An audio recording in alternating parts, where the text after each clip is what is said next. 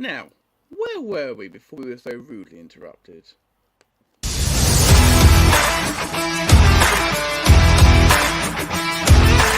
The following is a Matt Attack production for SJP World Media.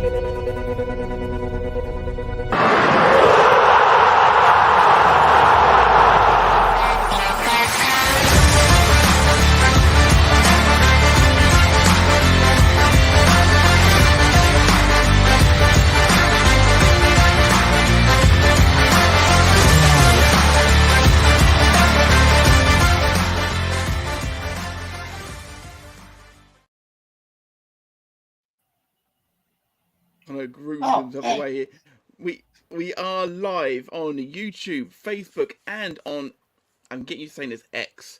I am magnificent Matt Lewis. I am joined by my co-hosts for the Volley, a SJP World Media production in association with Matt Attack Productions. I'm joined by my co-host, the man from the north who knows a thing or two about a beer or two. It's Mr. Dan Griffin. How are you, sir? I'm very good, mate. Happy to be here and excited to flood my lines 2 seconds in. Excited to get going on this new venture with you. Fantastic. And across the pond, this is London calling. Mr. McCabe, Konor McCabe is with us. He's jumped out the chat into the hot seat. How are you, Konor? I'm doing Can you good. hear me, Konor? Currently situated in my temporary closet. I'm ready to go. Awesome Yeah, stuff. Awesome stuff. Good on my end. Can you guys hear me? We can hear. Yep. It's hear and see. All good, Konor. All good, mate. All good. Yes, there is maybe some technical difficulty, which we're trying to streamline as best we can. Thank you very much for commenting along. We've already got people in the chat already. We are going to. We've got. Some amazing people. We've got Total Steve-O in there saying evening all. If I can click the button, there it is. Listening in while doing boring e-learning for the NHS. Hey, that's what I work for, so I have less than NHS slander, thank you. No, we've got Pig Bladders in. Always good to see you, sir. James from over on Cafe de Rene. Welcome, sir. Thank you for allowing yourself to come on our show. Graham from the from Good Cop Bad Cop is in rain at goal practice, so checking in. Welcome, sir. We've got the boss is in. The boss is in. We'll try not to. We'll try not to ruin things for you. It's all good. Who else have we got down here? We've got Rob is saying in the chat, welcome Rob, I'm putting bets on how long before Dan's internet shits the bed. I think you are good on... For at least 5 minutes. All good. We got... I'm slandering the e-learning. If you're watching us on Facebook, you should be able to watch on the stream itself. Someone's saying, where's the stupid Facebook notifications? Not sure who that is. Dan, would you mind just dropping a little link into the Facebook post there so people can watch it on YouTube if they need to through that? It'd be greatly appreciated. Yeah. And this guy, who is my co-host over on Good Cop Bad Cop Everything podcast, saying I'm more about Matt's Mr. Cracker Pants over here. We'll move on from you, sir. Obviously, we are obviously going to be doing watch-alongs throughout the season, obviously, and we're going to be starting next Friday with the first game of the Premier League, which of course is I apologise for butchering it. I've not got an Northern accent. Burnley versus the reigning champions Manchester City.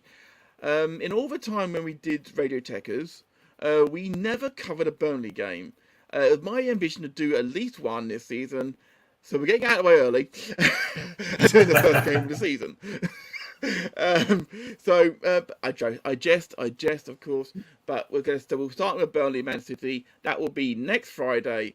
I believe this time next Friday. So we'll be here to talk you all the way through the first game of the season. We will be going through on the stream. We obviously welcome your comments. We're going to go through team by team and analyse how the transfer window has been so far for the teams in question. Now, we also will be deciding, without having to discuss with each other first, where we think each team will finish this season.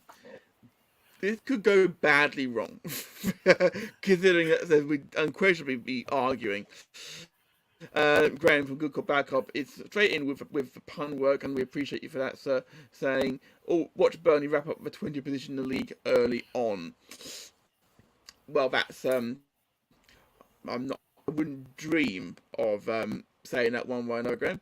But what I will do right now is I'm going to ask Dan and Connor to, if you've got your notes all prepared, boys, because we are now about to transition into the first team, which, of course, I believe Mr. McCabe has something of an affection for.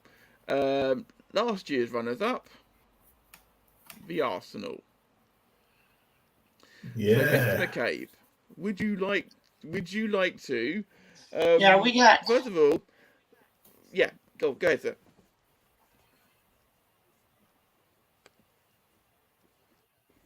And it all ran so seamlessly off air. It all ran so seamlessly, yes. It all ran so seamlessly, yes. I cut out. What you guys? You're good now, I think, mate. You're good now. I cut out. What you guys say? If you would like to take away. All right. So Arsenal's first, I want to start. Ins first. All right. So to review last season, I don't think we bottled the title. Jesus was injured half the season, and then our lack of depth showed. Especially, we didn't have good bench depth. Saka, towards the end of the season, he was, you could tell he was worn out, tired, which really showed because Saka and Martinelli got the majority of the games. And what I think we did this year was go out and find good depth with some of our signings. But I just got to say, we've brought in enough pieces to challenge City this year.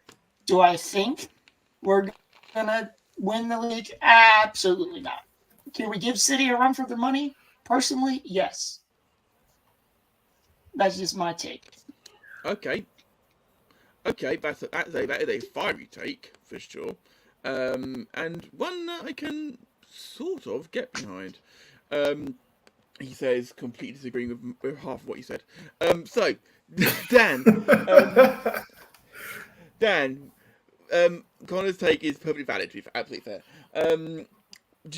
Where do you think? What do you think has been Arsenal's best signing so far? But obviously, we are on the 3rd of August. We've still got the whole of August to go still. And Arsenal could still make more signings. As could all the teams, of course. In fact, their club being signed left, right, and centre tonight. So who stands out to you? Is it obvious? On the face of it, Jurrien Timber's the best bargain, 38 million.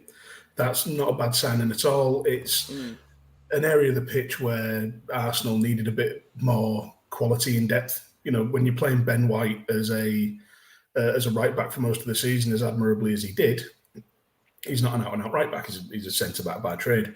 I have a sneaking suspicion that Kai Havertz is actually going to do well. I don't know what it is. You don't become a bad player overnight. It didn't work at Chelsea.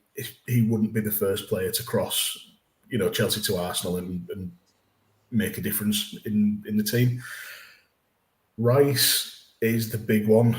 I think that the transfer fee is absolutely ridiculous. It's not Arsenal's fault. It's just the way of the world at the minute. But it's kind of make or break. Are we going to get the England quality West Ham Declan Rice? or is he going to be £105 million Charlie Adam going to Liverpool?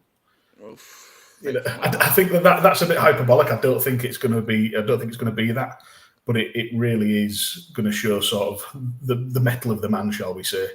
I hope it works. I hope it works for Rice. I like him as a player, and for what it's worth, I've actually in my table I've got Arsenal finishing second again. Oh, okay. I wasn't expecting that one. That's surprising coming from a Liverpool fan. Yeah, but I've put most of my bias aside. Not all, but most. I will say that first of all, some of the comments in the chat are great already. I'll get into them momentarily.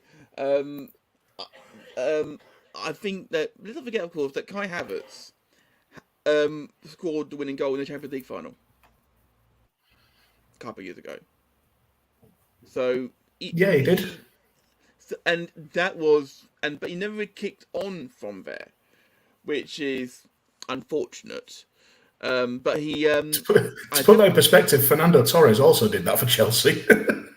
Not in the Champions League final. Or was it semi? Yeah, as usual, Torres couldn't get past the semi. Yes. So I also have Arsenal finishing second in the league this year. I do. After you were ragging on Connor for his takes. To be fair, I meant to rag on the new lad. It's all good. There have been some outgoings, mostly I've got to admit from the youth. Most of a couple of loans going out, some undisclosed. The big one, of course, is Xhaka going out to Leverkusen. Will Arsenal miss him, or will they not now they've brought in Declan Rice? In theory, they shouldn't. I don't think so. Connor, I'll leave you with that. I don't think so. He's a club legend, but he was getting up there in age.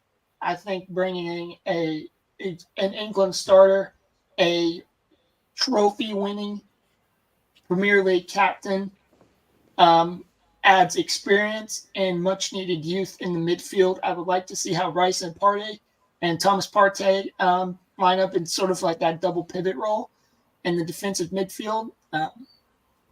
From what I've saw, a little bit of preseason, they work well together, and I think that should be the opening. They should be paired together along with Odegaard kind of in that cam and as that central midfield defensive mid role. That's what I personally think. Okay. Only time will tell, I guess. The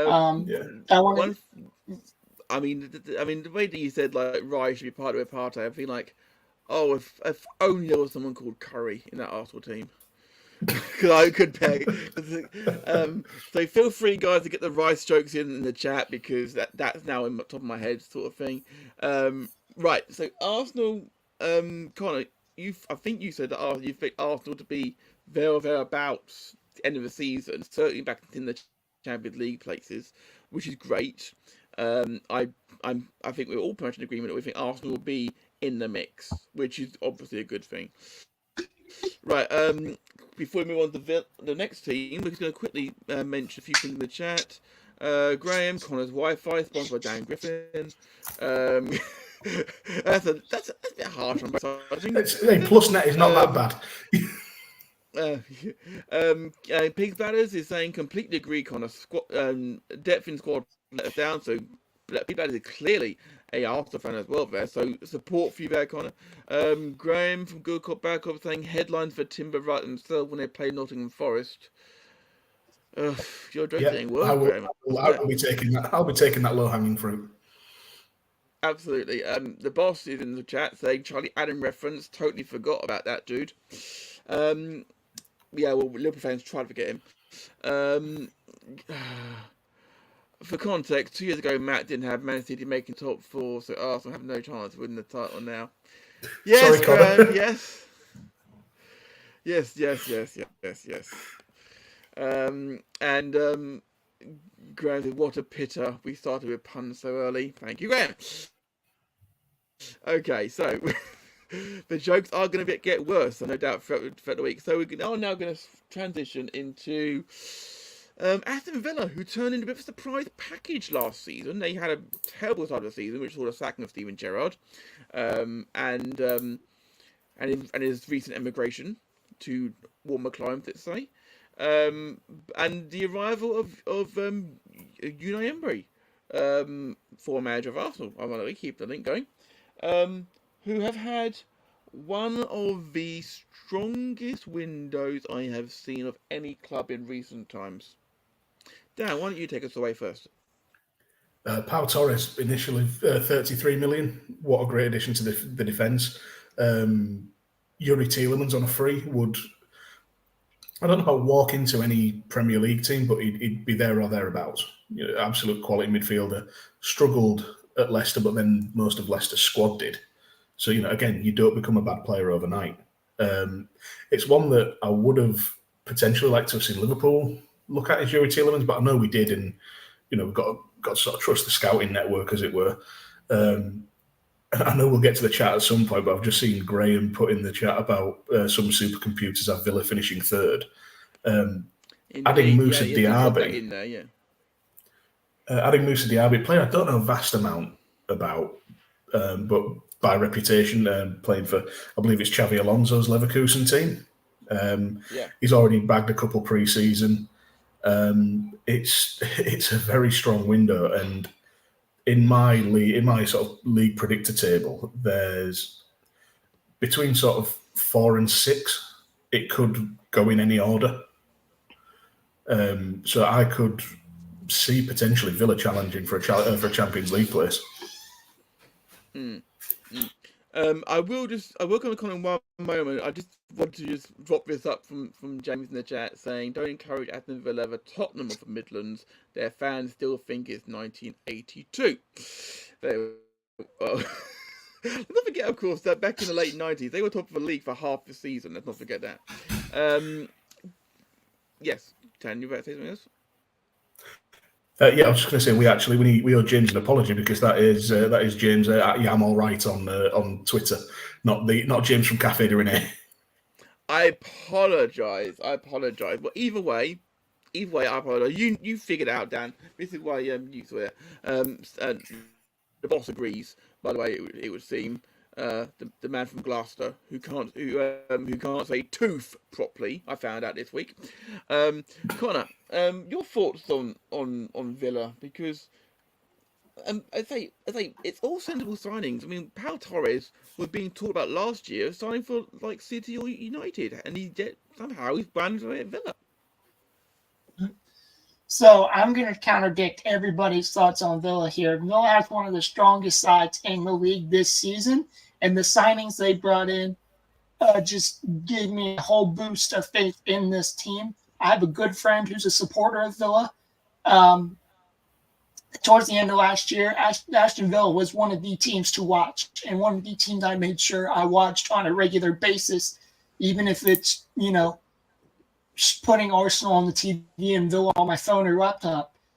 I think Villa is going to make a deep run in the Conference League this year, and I think they are going to finish 5th place ahead of a certain Brighton and get Europa League group stage next season. And Unai Emery, he's only going to build his team from here. It's a smart pick on that side of things. One of the best things, of course, is they managed to offload Ashley Young to Everton. My feelings about Ashley Young are well known. Now, I don't personally think that he's at Premier League standard anymore. I think that he needs to, if you want to play, you need to drop down to Championship. My personal opinion, he's a makeshift fullback, in my opinion. So the fact that they managed to bring in younger talent in his place, sort of thing, I'm much happier with that for them. Tielemans is the one that really shocked me, because before Leicester went down, there were people last season, they were talking about selling him for like 40, 50 million. They were turning people down left, right and centre for him. This year, they had to let him go on a free because they couldn't afford to pay his wage in the Championship. And it's just the way it goes sometimes. We've Liverpool have let contracts run down, but yeah, a player like Tielemans is is a real bargain. And you add to that central midfield unit now of Tielemans, Douglas Luiz, John McGinn. I'm forgetting a couple of names. Jacob Ramsey. The Scottish Zidane, of course. Yeah. The Scottish Zidane, as Mags called him. And I believe Tanner still has some kind of feelings for. So we'll brush around that. I'm a little bit annoyed about all the people who have jumped ship from Leicester. Because the fact of the matter is that lot got relegated. So you shouldn't be allowed to fuck off. You should be able to stick at stay at a team for a season at least to try and get back up again.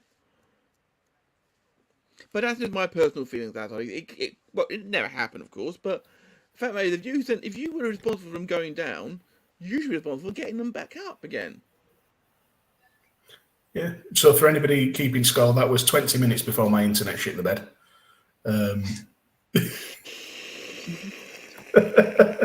Which may be a new record for you. Well, yeah, because it's actually been about 45 minutes, including all the off-air stuff. Yeah, because we've been here about an hour now. Yeah, we go like off and on. Right. So I think Villa are going to be. I think Villa will be 6th in the league. That's what I have as well. I think they're all that sort of area for sure. We think they're going to be in the mix for. I mean, Graham mentioned it about supercomputers having some of them having Villa finishing 3rd. The fact of the matter is that clearly Villa have done good business here. They strengthened their side. Go on. And sorry to interrupt, but don't forget they still have veteran leadership. John McGinn, Emilio Martinez, 2 of the players I fell in love with last season, and I think having that leadership, those voices in the dressing room, to kind of coach up these young guys, I think that's going to play a huge part in Villa's success this season. Too bad they got Newcastle away to open the season, but I'm really backing Villa to do good this season. But it could be. I mean, who knows? Opening game of the season, we never know what's going to happen. Sometimes. I mean, they've also got Ollie Watkins up front. Don't forget that, of course, and they've still got Coutinho as well. When he shows up once in a blue moon to actually do some damage. But they've got the core of a very good team here for sure. Right, gentlemen, we're going to move now to Bournemouth, who recovered from a 9-0 annihilation from Liverpool at the start of last season to finish 15th, which I've got to admit, if you'd have told me they're going to finish 15th when they were so far adrift at one point, I would have told you to left wacky backy. But Bournemouth have actually done some sensible business. They've been quietly going about it and getting it done. Who would like to hit us off first? Conor, this time, do you want to go?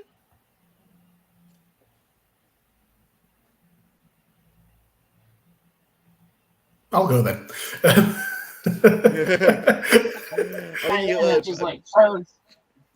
Literally, the wrong time at the freeze. Dan, if you'd like to take us off, while Conor's internet catch up with him. I'm excited to see Justin Kluivert. Watched his dad play in the 90s. I want to see what the young man can do. 9.5 million from Roma. That it seems a bargain. I don't know if they're taking a bit of a gamble, but get a bit more quality out on the wings for Bournemouth. See if the new manager, whose name escapes me, can build on Gary O'Neill's success. They've signed Ionut Radu from Inter Milan on loan as well. I think if you'd have told me again, back in the 90s, that Bournemouth would be loaning a player from Inter Milan, then I'd have probably laughed at you, to be honest. But yeah, we'll see what we do. I'll be honest, the other signings I don't actually know anything about. I've never heard of Roman Favre, never heard of Hamid Traore or Milos Kerkez. So it'll be interesting considering the outlay. I'd like to just make the point that at this point, Conor has gone full Harry Potter, and is now literally fully clothed himself in the closet. So it's fantastic. I love that. And I'm expecting Harry Potter jokes in the chat now. Conor, what do you think of Bournemouth's business so far? I mean, they've got rid of some. They've got rid of some dead weight. I would like to point out that although they paid a lot of money for Roman Favre, they've also let him straight out again. All right. I didn't know that. Yeah, so they bought him from, and they bought him from Lyon and loaned him straight to Lorient. That's weird business to me, but okay. I do it all the time. That literally implies that somebody they literally are trying to literally buying them and then get something out first. They're building for the future, and Bournemouth building for the future. This has got to be a good thing. You'd think. It is a good thing. I'm going to be honest. I haven't really paid much attention to Bournemouth because they haven't done anything to excite me about them this season. I know from last season they leaked a whole lot of goals. Stupid motion light. They leaked a whole lot of goals. I think it was like 75, almost 80 goals allowed last season. For me, if Bournemouth want to stay out of another relegation fight, they have to upgrade that defense a whole lot. If they don't do any upgrades to that defense, they're screwed. They're in another relegation fight. But as for my prediction, I'm going to give them one place better and put them at 14th. So sort of bottom mid-table, still in that relegation fight, but I think they'll survive another year. That's fair enough. I bet they kind of did the whole YMCA at some point just to keep the light going. I'm loving this. Yeah. I'm loving it. Dan, where have you got them placed in your table? I'm actually adjusting my table on the fly a little bit. Cool. I like it. I did have them 17th, but I'm switching it round, and I'm gonna say that they finished the exact same place they did last season, 15th. But that whole effectively 19 to 15 in my table are interchangeable. I don't think there'll be a lot in it. I've got them 17th. I think they'll be lucky if they stay up, because although they have made several good signings, I think based on how the other teams have progressed in terms of who they bought, it is going to be a real tough one for them. So we're all. Go on. Sorry, Matt. I think go ahead. Jump in. So we're all in agreement on kind of where Bournemouth is going to be this season, correct? Yeah, they're going to be. They are certainly going to be the lower third of the table for sure. Of course, I dare say that, given how predictions usually go on this sort of show, we're all going to be wrong and they're going to win the league. So it is concerning me how much I'm agreeing with you, Matt, given your track record. Yes. Although the reason why I'm going last with what I'm saying is because that way, I'm not guaranteed to be right or wrong. Right. So next up on the books, an interesting one. It's one which last Connor was a big fan of last season. It's Brentford Bees. Oh dear God! How about let him start talking, Connor? Brentford. So Brentford. I said this pre-recording or before we went live. Brentford has made themselves a mainstay in the league the past 2-3 seasons after beating Swansea in the promotion playoff final. And then they proved they can their first season back in the league. They proved that they can beat the big boys, and they beat us. They beat Arsenal at the G-Tech Community Stadium. And then last season, they did the double over Manchester City. So Brentford, they're here to stay. They're here to be a mid-table team. But if they want a chance of putting up a fight and staying up in the Premier League this year, they need to splash the cash on a big-time striker. Ivan Toney's out until January with his betting ban. But if they want to stay up, they need to splash the cash and get a striker. Yeah, I'm with you there, Connor. It's going to be a loss. There's only so much that Brian Burmo, Johanna Visser, and sort of the incoming Kevin Sharder can. Yeah, you're right, Si. It's brilliant, isn't it? You get so excited. But we won. But the fact that we can be excited about other teams that aren't our own is brilliant, and that's what football is meant to do. It's meant to make you happy. Exactly. There's far too much negativity and bullshit, and that's what I'm here for. Absolutely. If we go this season without doing a Brentford watch along, you're not going to have a happy American on your hands.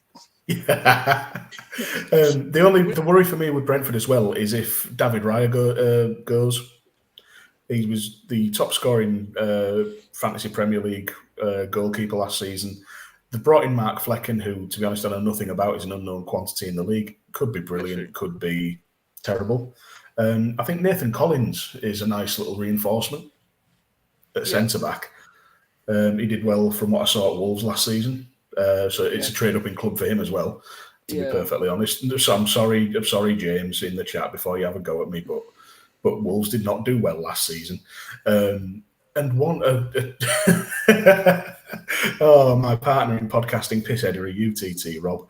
Football isn't meant to make you happy. If you're happy, you're doing football wrong. Says a man who has seen his team go from the bottom of the football pyramid all the way to the top.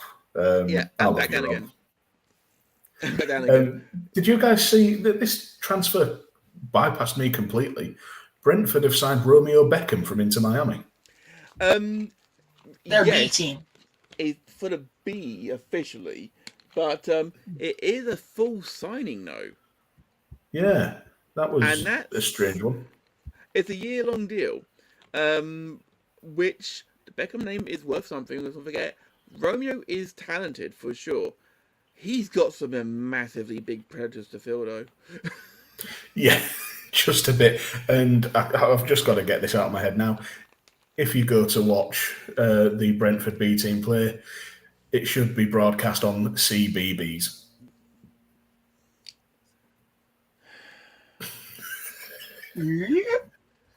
It's a children's TV channel, Connor, over here. It's you've got BBC and then it's CBBS. CBBS is the kids' version, and Brentford's name is the Bees.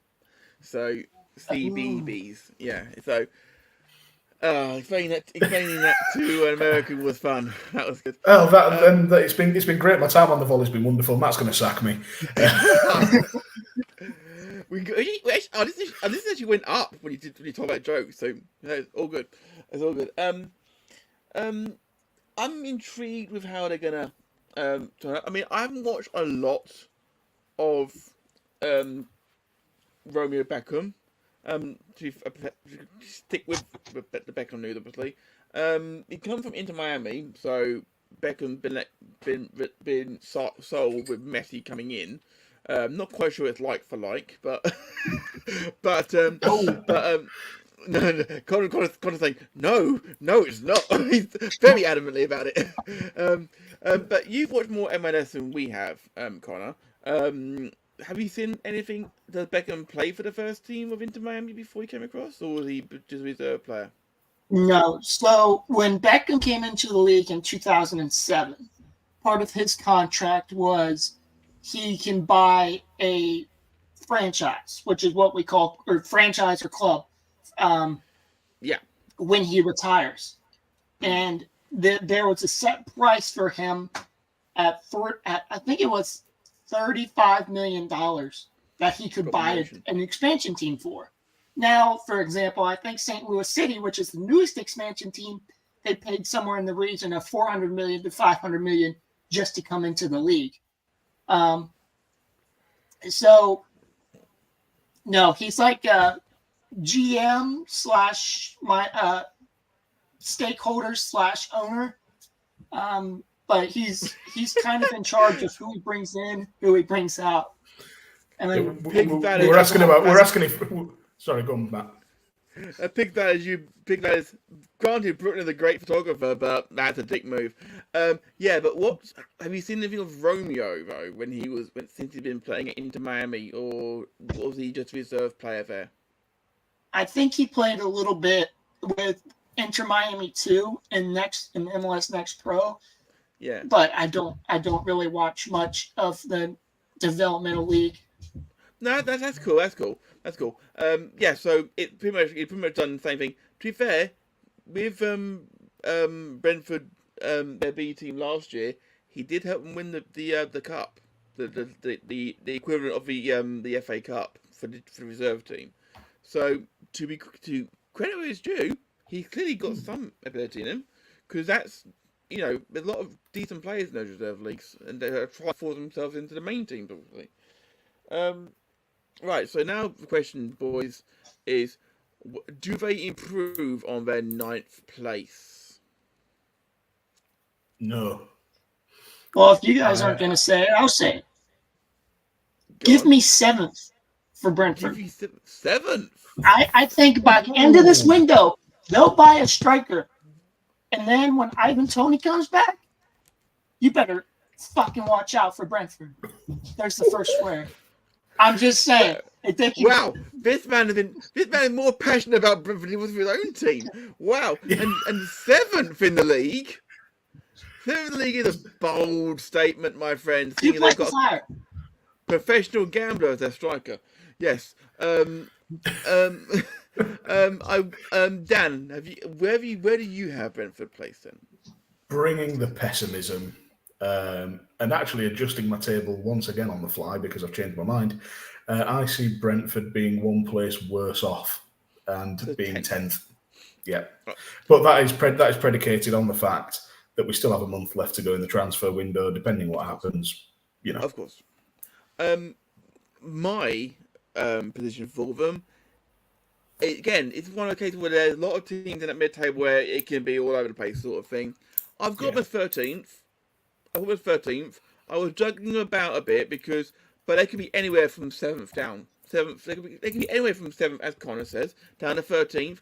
They could even be a bit lower. It all depends on how tight it is in the middle table, to be fair. And literally, I remember a couple of years ago, we went into the last game of the season, and I believe if Palace had scored 3 goals, they could climb 4 places on the last game of the season, which is big for TV money, obviously, which it's handed out in every year. So there's always something to pay for when it comes to the coffers, especially if you're not owned by a multi-billionaire. Brentford have got good backing, but the total football regime is seemingly working for them in terms of not total football. What did Mags call it? Moneyball. It was working for them. Buying big, buying small, selling big. It was working for them for sure. Right. So, okay. So we've got in the chat. We've got your Sac Republic would have to pay $500 million to get into MLS. So Nagel decided to buy the Walk of Road pub next to the John Smith stage. See, that will never happen because the USL and the MLS are 2 completely different owned leagues. So USL, their highest division is the USL Championship, which is the kind of the equivalent to the Championship in England. You need to open up that closed shop you've got. That's what you need to do, and then you get some competition happening. American sports don't do relegation. If they did that, though, if you did that, there'd be some jeopardy, and then they wouldn't be getting. Then they wouldn't be saying, "Oh, we'll settle for finishing bottom." We can't finish. If you got risk of being relegated to a poorer league, then you've got someone in that lower league, then they've got that ambition to get higher as well. Why not go for it? Right, so we're about to go now to again one of the surprise packages from last year, Brighton and Hove Albion. Greedy, they got 2 teams. Apparently that's not what Ogle thinks. He's trying to buy his way in, but we'll see about that. I dare say Connor will keep us up to date on that on the American side of things as that comes in. Now, Brighton and Hove Albion, they've been stripped of one of their best players. We'll talk about it later on. But they've also done some quiet and some clever wheeling and dealing. Who would like to take this away about Brighton? Dan? Oh, Connor, go ahead. So, Brighton, they got Europa League, right? They got straight Europa League, or did they get the playoffs?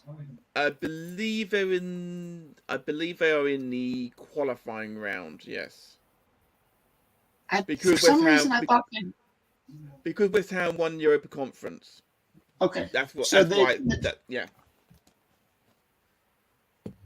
So I think Brighton will finish 10th this season, and here's why. I think Brighton will try to put all of their eggs in the Europa League basket and make a run in the Europa League and try to win a continental trophy. Their key losses were Alexis McAllister, Leonardo Trossard, and I don't think I'm missing anybody. Oh, Alex Sanchez. Today. Yes, that happened today, of course. Yes, Sanchez is going to be signed by Chelsea, yes. So I think Brighton will be kind of in like that rebuilding phase, trying to replace big name players who have been great for them in the past. But I think when it comes down to it, they're going to try to put all their eggs into the Europa League basket and kind of set the league aside a little bit and finish in 10th. Okay. Well, that's not a unreasonable suggestion on that side of things. Let's not forget, of course, Trossard went in January, of course, but there's still a loss to him, as you say. But for Trossard, McAllister, and Sanchez, that's over 100 million they got for those three players, which for a team like Brighton is an amazing amount of money. If they invest it well, then I might have to change my prediction at 10th place. It just depends on how well they invest that over 100 million they brought in from three players and who they bring in, what's their position of need, this and that, blah, blah, blah. But they have the potential to go anywhere from 10th to I'll go as high as 5th. That 5th should be the ceiling for Brighton. Well, they're definitely going to want to stay in Europe for sure. Speaking of recruitment, Mr. Griffin, Brighton's made some curious signings, should we say? Yeah, Mahmoud Dahoud stands out from Borussia Dortmund. Thank you. I always thought he was quite highly rated central defensive midfielder. They've got Emre Can filling that role admirably at the minute, so I can understand why they'd let Dahoud move on, but I'm excited to see him play. I think a smart bit of business that we're going to see fairly big things from this season is actually João Pedro from Watford. Yeah. And he's had a good pre-season. They've got him in early. He's going to add a bit more attacking impetus up top. You know, when you've got the likes of Mitoma and De Stuypen from the wings or wing back, however you want to, sort of pair them out. I think we might see some good, see some good things from João Pedro. They've added a top professional to the dressing room and a leader in terms of Milner. How many minutes he'll see on the pitch, I don't know. I absolutely love Milner. Followed his career since he started at Leeds. My old man's a Leeds fan. He's just been an ever-present, in football for 20 years. So I remember making a debut, yeah. So just to answer Steve-O's question in the chat as well, Emre Can isn't at Brighton. He's at Borussia Dortmund, Steve-O. That's what I was saying. Did Borussia Dortmund have got Can? So that's why they were willing to let Dahoud go. Possibly. It's just speculation on my part. Other signings I'm not so sure on, but when you look at Brighton spending 16 million plus on a player from Anderlecht, you know for a fact he's going to be sold for about £75 million next year. So keep an eye out for Barber-Brook. Very possible, very possible. Igor Julio from Fiorentina is an interesting one. Not a player I'm familiar with, to be perfectly honest. I couldn't even tell you where on the pitch he plays. He's 14.5 million. It's a reasonable sort of fee they're paying. In the grand scheme of things, bearing in mind what we saw, a certain club in the east of the world were offering Kylian Mbappe at one point. 14.5 million is comparatively peanuts. It's all sensible business they've made. And Milner's possibly again the bargain of the season. When's the last time someone paid a transfer fee for James Milner? That's a point. Did Villa pay for him? Villa, I think, loaned him in from Newcastle and then signed him permanently. City obviously would have bought him, but maybe in a free transfer then as well, to be fair. I don't remember the last time someone paid a transfer even for Milner. He is so dependable. Could be yes, he's 37 years old, but that man will still run through a brick wall and half his centre-halves. Yeah, well, he was still winning the infamous sort of lactic test. Lactic test. That's a very different. Wow, God, yeah, that's a slip of the tongue. Yeah. Stop making calcium jokes in your head. He was winning the lactic test. So he's one of the fittest players going still. He's fantastic. And Si, you're entitled to your wrong opinion. You've got to recognise that he's a top professional. He played for Leeds, Man City, Liverpool. Anyway, he could hate him more if he ended up at Cheltenham Town or Forest Green. Well, to be fair, you are entitled to your opinion, Si, but you're wrong on that sort of thing. Milner is a consummate professional, and even American can agree with this one. Comment, Connor. Yeah. I was going to say, I hate to slow the road you guys are on, but we just got breaking news for Fabrizio Romano.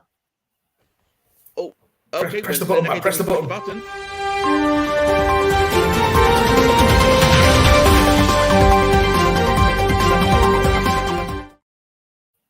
All right. So our breaking news as of a few minutes ago. Roymsys Hosland has just signed his 5-year contract with an option for a further year as a Manchester United player. Done and sealed. Here we go. So okay, we will get Man United later on, but that's a great one to get in the books. I do believe that is for around £78 million. 75, 78 million, somewhere in that range. Where am I getting the money from all of a sudden? As well, I don't know. They couldn't afford to renew De Gea's contract, but they happily. Never mind. We'll come to them later on. We'll get to Man United in a minute. Yeah, unfortunately, we will. So we've got to finish Brighton off quickly. Brighton, you have them at 10th, Connor. Dan, you had Brighton where?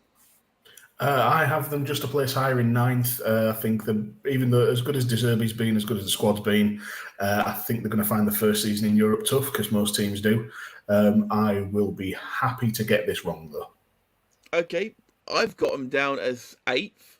It's all thereabouts for us. We think they're going to be in the mix, for sure. But we've got them thereabouts. I dare say there's going to be a couple of shockers in here from us. We are prepared. Okay. Now, in honour of his lordship, we are now going to talk about last year's championship winners. We're going to talk about Burnley. Apologies to all people from that part of the world. Yeah, I guess so. What do we think regarding Burnley? They've made some slick signings. Would you like to take us away down first, please? Yeah, James Trafford, 19 million quid. Not a player I know much about, but significant investment. Not one that we're used to seeing from Burnley. I believe it's a record signing for them, if I'm not mistaken, or thereabouts. It's the fact that, and that just says something about how careful Burnley are with their money. 19 million is a record transfer. But it's well, we'll see how it plays out. That's all we can say at the minute. He comes in with a big reputation for England, youth setup. So we'll see. Does he go in as number one for 19 million? I think he has to. For record signing, you've got to make him your first choice goalkeeper, surely. Yeah. I was going to say make him first choice striker. If you want Sam Allardyce, put him up top. Yeah. Did I interrupt? No, you're good. Go on. Okay, I didn't know if Dan was still finishing his point or okay. I'll come back to it. All right. I mean, if you want to finish it, all right then. Burnley. I watched them a lot. I watched them probably the most out of all the teams that I've watched in the championship last season. Vincent Kompany plays a style of football that I highly enjoy. It's attacking. It's fun. It's fast. But the signing of James Trafford, oh my God, 19 million for what? A 20-year-old, 21-year-old, right? Is it 20, yeah. 21, something like that? Somewhere around that, yeah. That area, yeah. I watched he's part of it. Yeah. I watched a little bit with him when he was on loan the past 2 seasons at Bolton. He played good in League 2. Wait, no, League 1, excuse me. Yeah. But watching him in that U20 Euros this past summer, that's where I think he really got to shine.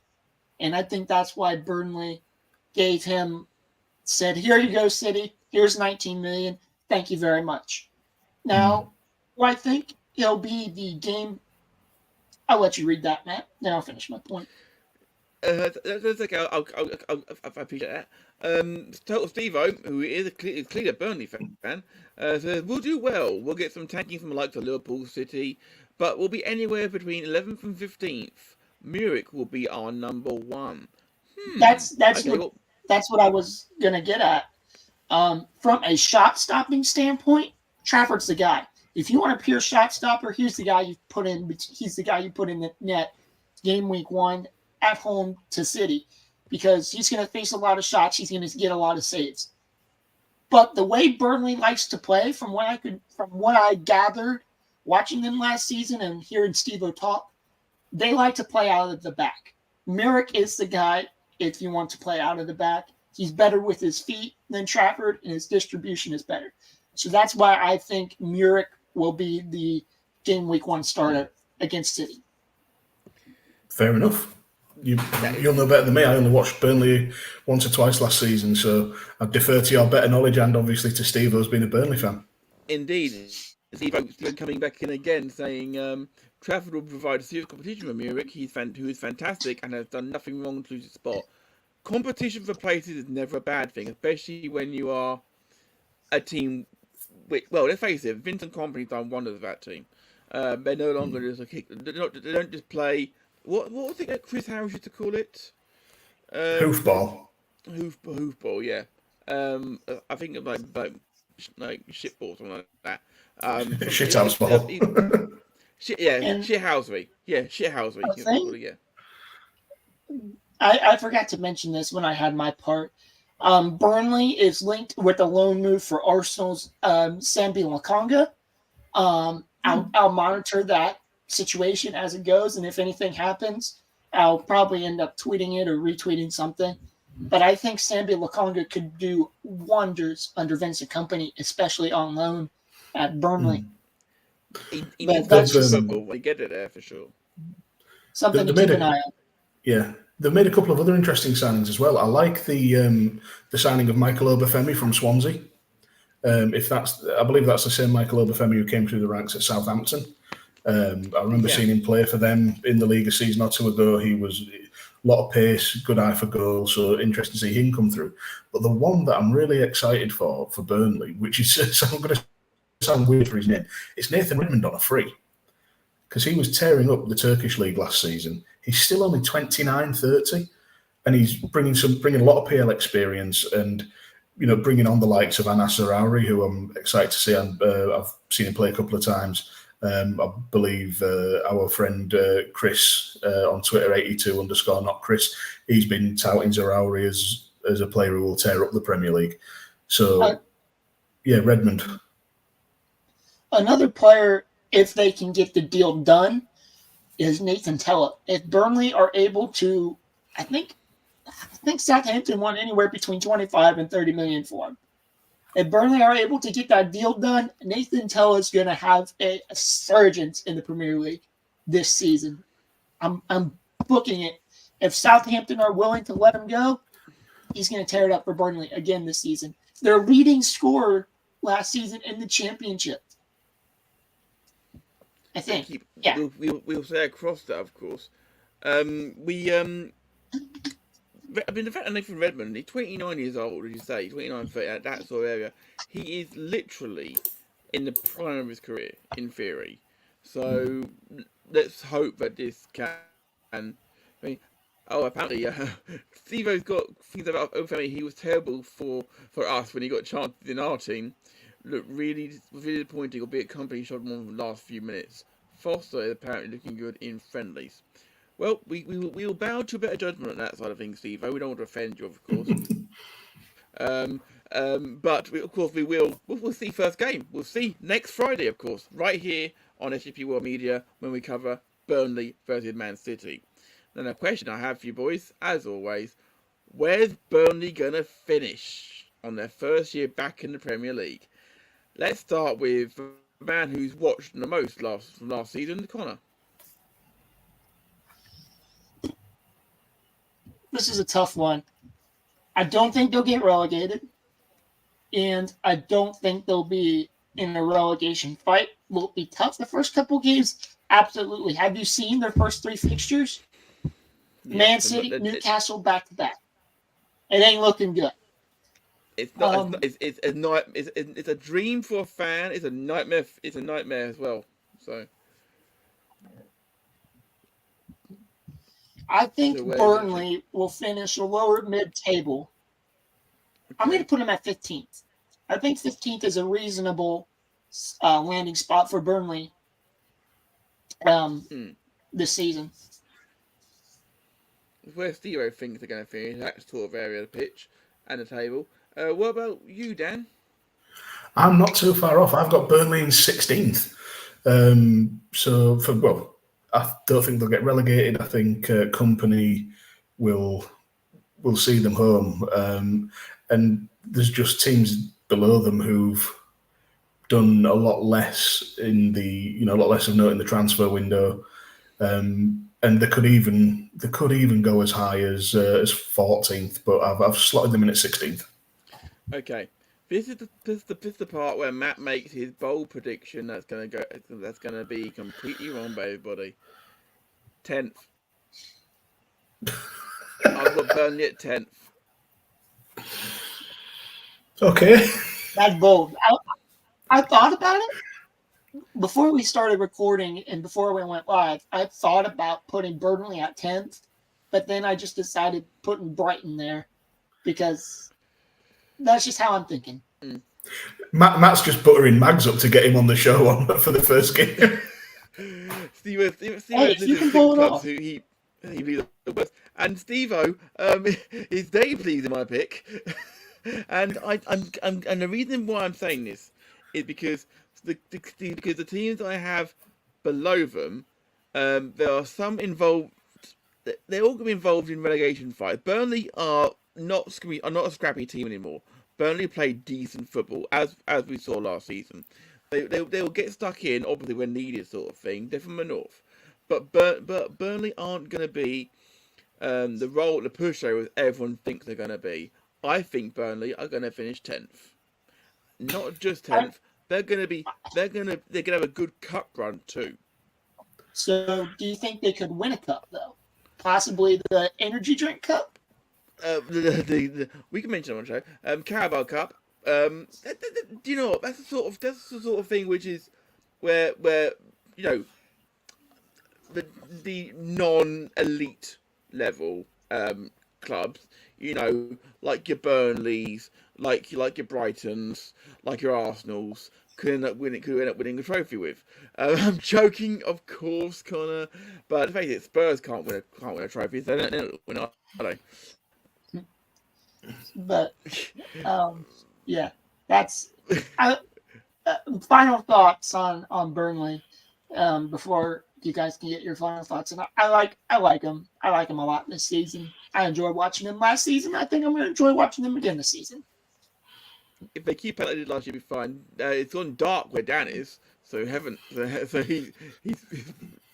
I don't know what my camera's doing. I'm not touching anything. This is just all the camera. Fantastic. Yeah, so we're going to move on from Burnley.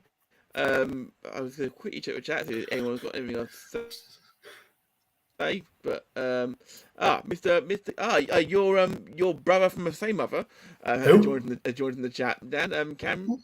No, never heard of the it. party with evening, gents. Okay. Hey, okay.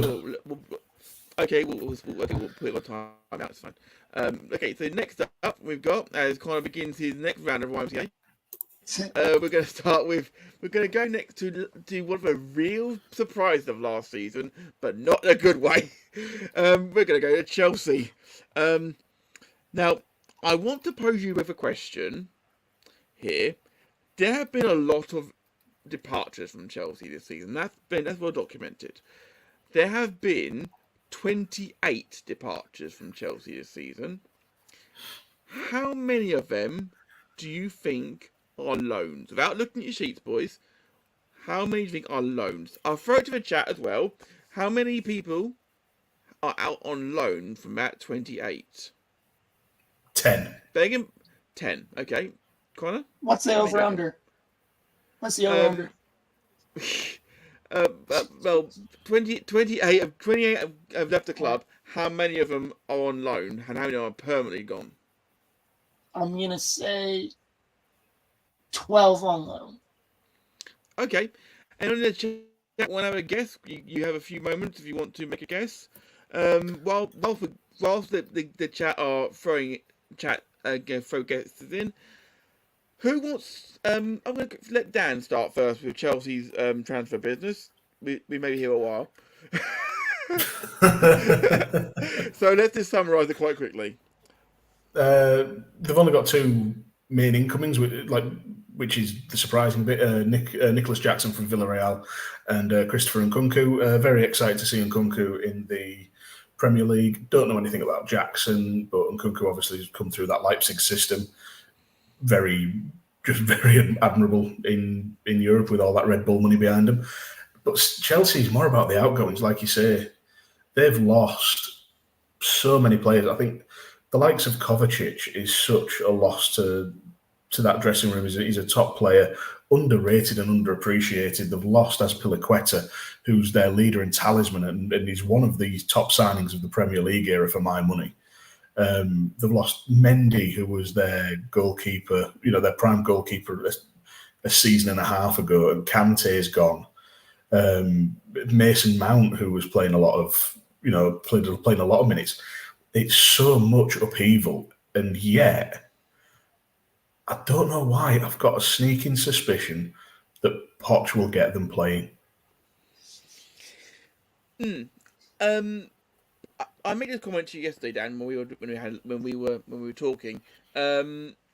Is that Chelsea won, I believe, the Premier League trophy in America. I'm guessing Conor may have seen some of it. And the Summer Series. Yeah, and right. And Chelsea won it, and everyone was saying Pochettino talk about it I'm like, but Spurs don't win trophies. It hadn't clicked in my head still that Pochettino was the manager of Chelsea now, even though he hasn't been the Spurs manager for about 4 years. It hadn't clicked in my head that Pochettino is now at Chelsea. I dare say he's added the Summer Series to the Audi Cup. Absolutely. But yeah, there's been a lot of interesting outgoings. I'm surprised some of them, as you say, Kovacic. Surprised they didn't need to sell some of these players. They needed to balance the books a little bit, given how much they signed last season. But some of them thinking really, right. So Cam Griffin in the chat has said 22 on loan of the 28. That's quite a lot. The answer is 5. That's surprising. 5 of the 28 are out on loan. The rest have either been released or sold, and most of them are. Well, actually, to be fair, there's more sales than there are releases, which is kind of surprising, actually. They actually are getting some money back in for it. I mean, some of them I've forgotten were still there. Aubameyang, for example, I've forgotten about. He's gone on a free, by the way, to Marseille. Some of them are Timu Bakayoko. Yes, yes. Mason Mount to Man United is an interesting one for me. Do I think it's a good signing? by Man City. Man United, sorry. Yes, absolutely. But the money they paid for him remains to be seen. 60 million is a lot to throw in on any player. Connor just away for a few moments, so that's not a problem. We shall be back momentarily. Sorry, Matt. I was just scanning through the list of released players and players that have moved on. Baba Rahman has only just left Chelsea. Baba Rahman? Yeah, he was a left back that was signed for $4 million about what feels like an eternity ago. I think he went out. I think he been out on loan the whole time. To be fair, which is surprising. Any players there you think they're gonna miss, Dan? Kovacic, definitely. Are they gonna miss Pulisic or Koulibaly? Not really, because Koulibaly was a massive disappointment as far as the Premier League goes. He was nowhere near the Titan he was at Napoli. Ruben Loftus-Cheek feels like a bit of a missed opportunity, but I think the boat had already sailed on him. Pulisic again. Both him and Pulisic have gone to 80 million together, so hopefully they'll be able to reboot their careers there a little bit. A little bit gutted we didn't get him at Liverpool, because I like Pulisic quite a lot. Yeah. I'm they're looking at a big fan. Yeah, sorry, they're looking at Callum Hudson-Odoi leaving as well, who I think was it last season or the season before, they turned down a £50 million bid from Bayern Munich. Well, talking about player being turned down, this evening, Brighton turned down an £80 million bid from Moises Caicedo.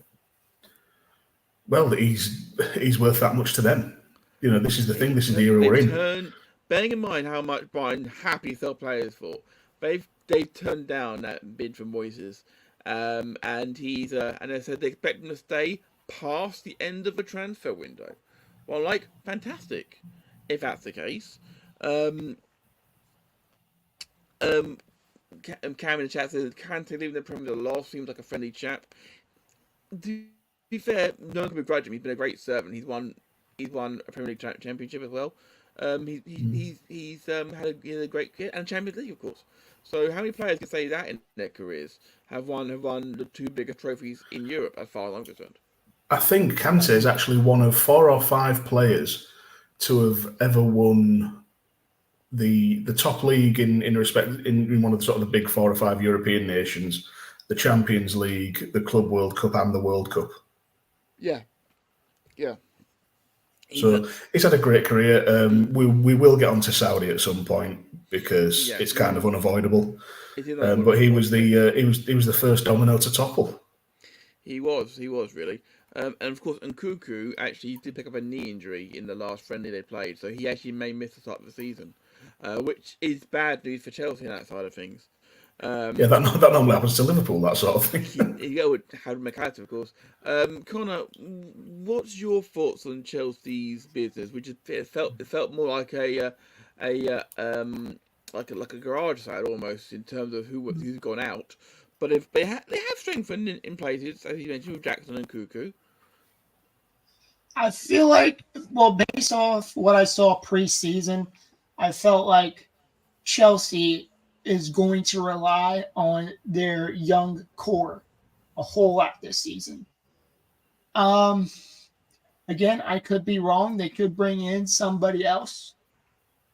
They could bring in more players, more experienced players, but I think going off just what I saw preseason and how good players like Ian Maddison, among others, performed, I think their main philosophy is we're not in Europe this season, so we can play more. We can focus on the league, and we can focus on our young players and get them the much needed top flight minutes.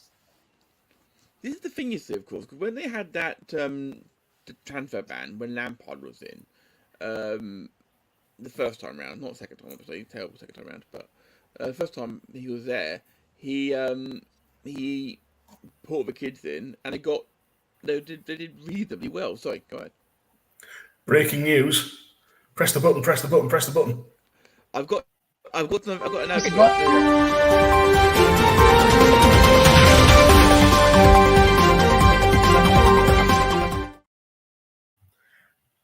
Arsenal have submitted an opening bid for David Raya from Brentford. The proposal is worth £20 million fee plus $3 million in add-ons.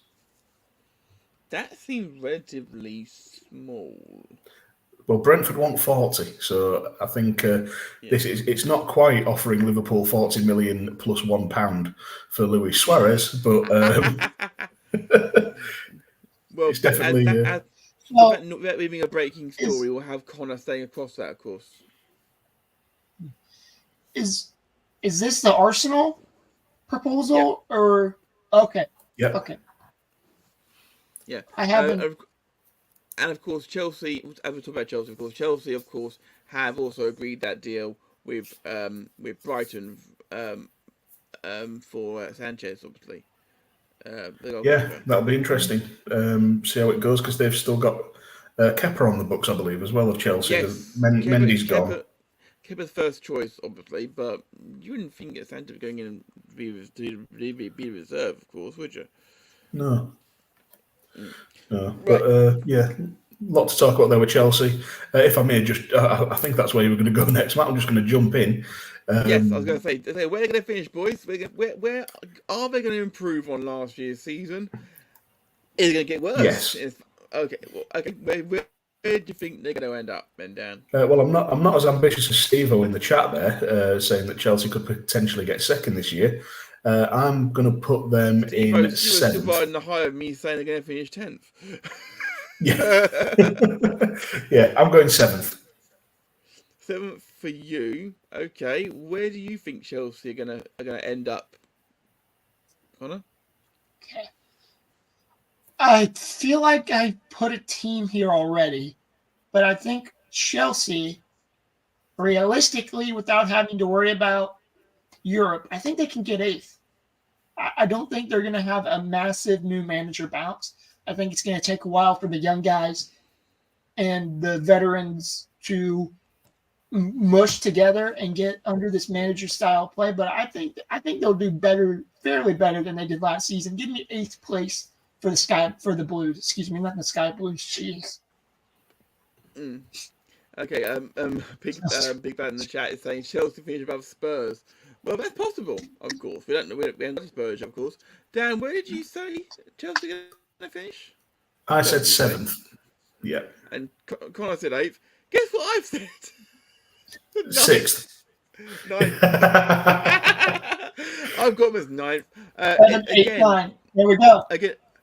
I'd like as a football fan, not a Liverpool fan. As a football fan, I want the teams like them to be doing much better because the players should be delivering a better game. But we'll have to wait and see what happens. Of course, we'll find out exactly how good Chelsea are when they play their first game of the season, which we are also covering here on SJP with a Volley doing a live stream of Chelsea versus Liverpool a week from Sunday. We'll be covering 2 games on the opening weekend. That's not how we're always going to run things, guys, but it is how we're going to run the first game because we could not turn down a massive game like Chelsea-Liverpool on the first weekend of the season. It just wasn't going to happen. Sorry, Man United, West Ham, ain't going to happen. Right, okay, so we're going to move on from Chelsea now to this one may not take too long. Crystal Palace. Anyway, moving on. They finished 11th. They've not done a lot of business, really, have they? Not coming in, no. They've had a lot of outgoings, yes, but nothing coming in. Some a big one as well, yeah.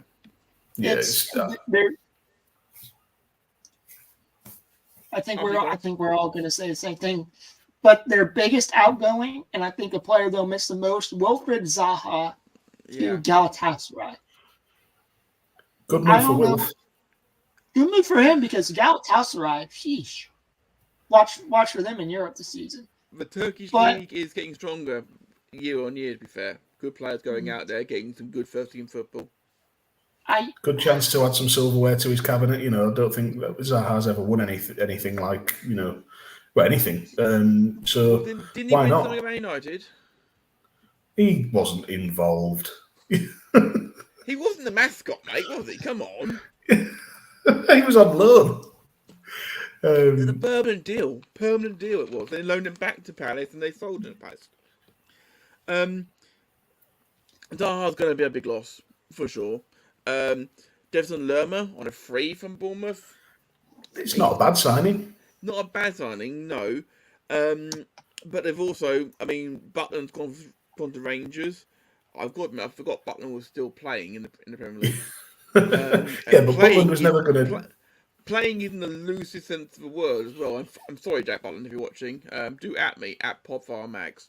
And of course, you've got... they are going to miss as well Milovic, of course, who was their set-piece taker, obviously, for many, many years. But I dare say they'll find someone else. Lerma's already fulfilled the hard tackling bastard role for Milivojevic and James McArthur both filled at times. So. Well, that's not bad. I would say not bad. Well, I've been looking through by the amount of Premier League clubs. I've just looked down here, and Owen Goodman's been loaned to Colchester. Colchester United, who are a team close to my heart because they're literally down the road from me.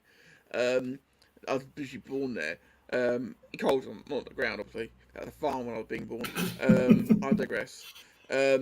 Colchester signed a lot of players on loan from Premier League teams this year. So look out. This is where you should go to grassroots football in this country. Because you never know if you're going to see an up-and-coming talent come through the grounds. So it's fantastic. Is Colchester, are they in the Football League or are they still... They're in League 2. Okay. They are in League 2, yes. Oh, they relegated you, cheek. I will block you from this stream, sir. Oh, how outrageous comment there. That may be your hottest take so far, Connor. I joke. No, anyway, the Palace. Yeah, to Palace, the transfer deals are not great so far, but as we've said, there's plenty of time still to go. With that being said, where are they finishing? 12th. 12th. It's meagre, but I agree that Roy Hodgson finds a way. Their first 3 fixtures is Sheffield United away. They should get a win out of that. Arsenal at home, away to Brentford. How many points? Guaranteed win at Arsenal. They're getting 4 points there. They're getting 4. They got Arsenal at home now. They got at the Palace themselves. They've got a chance, I suppose. I've got 12 as well.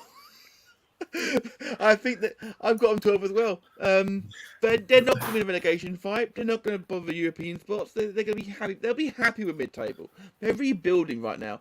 The problem is they're letting Zaha go, and they haven't really replaced him because they can't find a free. but there's plenty of time to possibly do that down the line. So. I'm surprised SEA is still there. I'm always say. I don't think SEA's safe either. If they let Zaha go, SEA's could be next.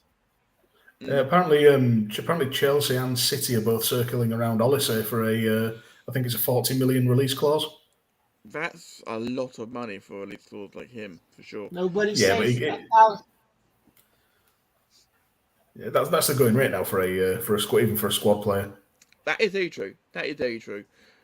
So yeah, with Palace wrapped up quite nice and neat. Then just drop in the comments quickly. We have a comment to highlight. It seems. The boss wants to talk. Hodgson may be the best signing Palace made this summer. Possibly. How the owl is still awake is amazing to me. But he gets the job done still.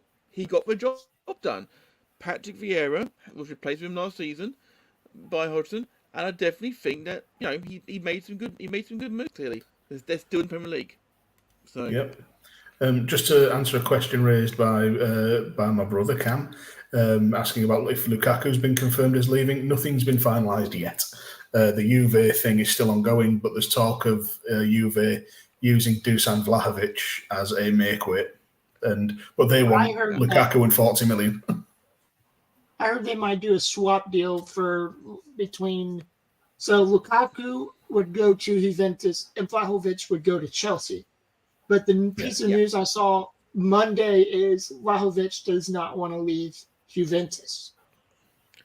Which I can understand. And unless you are Harry Redknapp trying to put Yakubu on a plane, you ain't. Then you aren't going to force somebody to leave the club. Right now we're going to do. Okay, we're going. Everton. If I may kick off proceedings. Go ahead. By all means, Mr. Griffin, go ahead. No, it was just a laughter. So they've signed. Fair enough. They've signed a guy who couldn't get into Tottenham's team last year and a guy who eats bird shit. Yeah. That is a meme which is if anyone's watching for the first time and isn't aware, welcome. We welcome you obviously here. Take your seats and grab some popcorn. Ashley Young, there is a video footage out there of Ashley Young yawning on the pitch, it looks like, or opening his mouth certainly, as a bird does manage to find him with its leaving, shall we say. An excremental projectile. Yes, that. Yeah, piss taken aside and bias aside, they've not done a lot of business. I believe Everton are under some FFP sanctions from an Everton supporting friend of mine. That's what I've got there. They've released a few players. I think Yerry Mina is going to be a big loss because he's quite a big player for them. Well. He's in talks with another team right now. Yeah, but Tom Davis, Tom Davis, an academy product, he's gone as well, but he was never that good anyway. One name on the outgoings that surprises me is Andros Townsend, because I thought he'd already retired. Yes, I know that he obviously had to go to rehab. He was dealing with some serious, well, not rehab. He had mental health issues, obviously, and obviously we here at the Volley are big proponents of making sure you take care of your mental health first, and everything else comes second. Your mental health is as important, if not more important, than your physical health. I mean, absolutely. People may have noticed. I've lost quite a bit of weight recently. I've lost 2 stone already, but I'm very, very happy to. I'm very happy with where I am in my life, and all that. We've all had moments where we've had dark moments. All 3 of us have, but. The good thing is you've all got friends and you've got family, but we've also got the help there if we need it. So we will obviously, we've got people talking about down in the chat. We're going to highlight that momentarily. CEO says Townsend will probably end up with us at Burnley. Wouldn't be a bad signing. He'd do a good job for him, for sure. He likes a goal against City if you can get him in by next Friday. Yeah, that's he's free, so good. It looked brilliant against Real Betis in a friendly. So is he? So confirm for me, Steve-O, is he training then with Burnley? Then is he working part of a reserve side at the moment for you? Cam is also saying Young was decent at Villa last season. Yeah, but in our little family fantasy football league, Cam's also picked Tyrone Mings over any other Villa centre back. We ain't going to get a look in, for sure. He also thinks Onana will be gone as well, which is very possible. Potentially, yeah. Onana been signed by Man United, of course. And hopefully 3rd time lucky on their relegation as well. Steve is saying, yes, he is training with Burnley. That's great. And so that sounds like it will be to fair, they can sign him whenever they want to, obviously it's a free transfer. But get him in beforehand because, as Dan said, doesn't like a goal against Burnley. And we've and we've got Dan. Cam is calling out saying who won that league. I'm guessing Cam did. He was allowed to win that league by the rest of us. We felt right. that. Okay, we'll move on from that. I've gone Cash, Dan. I think it means Matty Cash. It's fair shout. Who at one point I was absolutely fantasizing about in terms of a right back, and then Trent Alexander literally lit my world on fire. Right, so Everton, where are they going to finish, boys? 18th. Oh, they're down, you think? They are going down. This is a lot of bias, but also history. The last few seasons they've been struggling against it. They haven't really reinforced. They're going to be there or thereabouts again, I think, in the relegation battle. I was toying with the idea of putting them 19th, but there's a certain transfer that will come to that sort of swayed my opinion. That's fair enough. Connor, Everton, where they finish? I think they're 18th as well. They haven't really looked good. They need a complete rebuild of that team. Pickford can only take you so far. He's kept them up the past couple of seasons, but he can only take you so far. But with that being said, I think they finally get relegated. Third time's the charm. 18th. Steve-O actually says in the chat that Dyche could be the first sacking of the season. I wouldn't. And then he can go and be company's assistant. Do you know what? I think that some people will still welcome him back, sort of thing. I do need to quickly press the breaking news button, I'm afraid, boys.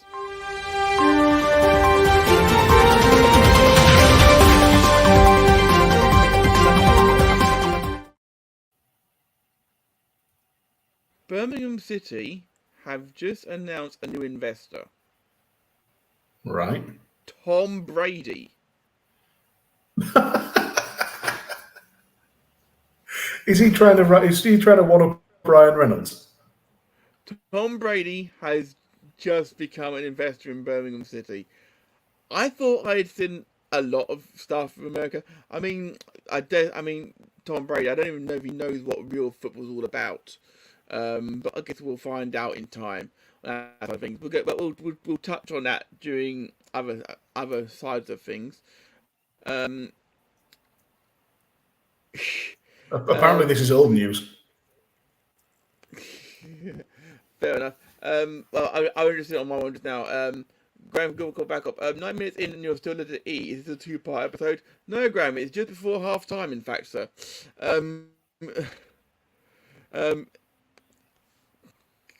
Guys, I hate to interrupt, but I'm getting a phone call. I'll be going away for a minute. Okay, you step back. Okay, step back for a minute. That's all good, Connor. You're all good, mate. Okay, so while Connor's stepping away, me and Dan will just continue. I also have it in the finished bottom three, 18th as well. They just, I don't think Everton are strong enough to stay up this year. I think they were lucky last year that there were teams worse than them. And this year, I think that they're going to really, really struggle. I could be proven wrong. Of course, I could be proven wrong. The fact that Calvert-Lewin is still there is the reason why they have a chance of staying up, I feel. But the fact that if he can stay fit. This is the thing, you see. If he was able to stay fit, someone would be buying him in would be bringing him in for sure. And Connor's back with us, which is perfect timing. And Graham says, glad to miss where you think Fulham will finish this year. Well, is this on cue, Graham? Fulham. Yeah. Last year finished 10th. Now, famously, Matt last year said they'd finish rock bottom. Famously said that at the start of the season. Not that I've got anything against Fulham as a company. I do. Tony Khan is a terrible person as far as I'm concerned, but that's my personal opinion. The fact that he charges people so much for family enclosure is ridiculous. But that's just my personal opinion. Fulham, your thoughts then? We'll start with you then, Mr. Griffin. Where are Fulham in terms of the transfer side of things? Not a lot of business done, but I think some good business. Mitrovic appears to be on his way out to Saudi Arabia. That's fine. They're going to miss him, but they've signed a wily old campaigner in Raul Jimenez. He hasn't been the same since that horrific head injury, but maybe a change of scenery will do him good. Calvin Bassey, I think I only really know him by reputation, but for 18 million, I think is a very good signing at centre back. They've lost. I know they lost Joe Bryan. I think there was talk of Tosin Adarabioyo leaving as well, possibly to Spurs. Their captain Tim Ream, I think he'll miss a little bit. Like the first maybe 3-4 weeks of the season because he's still recovering from that broken arm. Yeah, so much needed reinforcements, highly rated, relatively young player, so good signing there. But that's really all there is to sort of shout about. There's not a lot. They made some sensible releases. They haven't sold anyone. Everyone's left on freeze. Apart from a young lad who's gone to Portimonense, getting compensation for him, but that's it. So where are they going to end up? Connor, where are they ending up? Where's Fulham ending up this season? I think Fulham will do a little bit better than what they did last year, but not too much. I have them finishing at 12th. I think that's the appropriate spot for them. If they can find a striker, depending on the Mitrovic situation, I think they'll be fine. But for right now, I have them at 12th. I like how you said you thought they were going to do better, and then you said they're going to finish 2 places worse. It all depends on Mitrovic. If Mitrovic leaves, 12th. If he stays, maybe... This is a good point you make, of course, Connor, but I have heard rumours. I don't know how true it is, but some people have been saying, some of the dirt sheets, that Mitrovic has refused to ever play for Fulham again. I've heard that as well. But at the same time, if they wanted to, they could rip his contract up. But the fact of the matter is, we'll have to wait and see on that side of things. Dan? It could be Mitrovic could be the international version of Peter Odemwingie. He gets on a plane, goes to Saudi Arabia, and nobody wants him. Fucking hilarious. I have Fulham finishing 1 place worse off in 11th. I think if they hold on to João Palhinha, players like that, I think then they've crucially held on to Marco Silva, who turned down the approach from Saudi as well. They'll be in that mid-table nothing zone. Fair enough. One player. Sorry, I was just gonna. One player that I haven't seen any moves, any oustings of this player, but one player that I would keep an eye on, who I liked watching during the summer series when Fulham played, Tom Carney. Watch out for him. I like him. And I think he's Scottish. I fully expected him to get a Scottish national team call-up sometime soon. He's an old school sort of blood and thunder central midfielder. I've got a lot of time for Tom Carney. I like you call it blood and thunder. I love that term. We're gonna get Si, you're listening. We need blood and thunder T-shirts in the store. Okay, we that's what we need. On that note, of course, we actually do have in the store right now, we have a Volley shirt available now. You can get them from the SJP World Media store page. TeePublic at the minute. Yeah, from TeePublic at the moment anyway. It looks beautiful. It's the lovely logo, which is above Dan's head to the right. It's that a lovely black t-shirt. It's beautiful. You guys, they're wonderful. Oh, Sire said, "Leave it with me." Leave it with me. Fantastic. Blood and Thunder t-shirt from Dan. Absolutely. We like a player with Blood and Thunder. As quoted here, yes, I bet 20 quid on Fulham finishing 20th last season. Yes. I haven't gone finishing 20th this year. I've gone finishing 16th because as of this moment they haven't made any real signings of note. 16th I think is fair. If Mitrovic isn't there and they don't replace him, then they're not gonna they haven't got the goals in them, I don't feel. But as always, Matt's been wrong before. That's by the by. But we come to the half-time part, as it were, hour and a half in. So, Connor, obviously we are going to we're going to quickly dive around the non-Premier League side of things. The MLS window has just closed, I believe. Is there anything of note to point out? I believe over the country in the Middle East, which is making a lot of transfer dealings going on. So if you are ready to just give us the highlights, as it were, because obviously we can't touch on every single transfer that's been made, obviously, but the highlights for you, sir.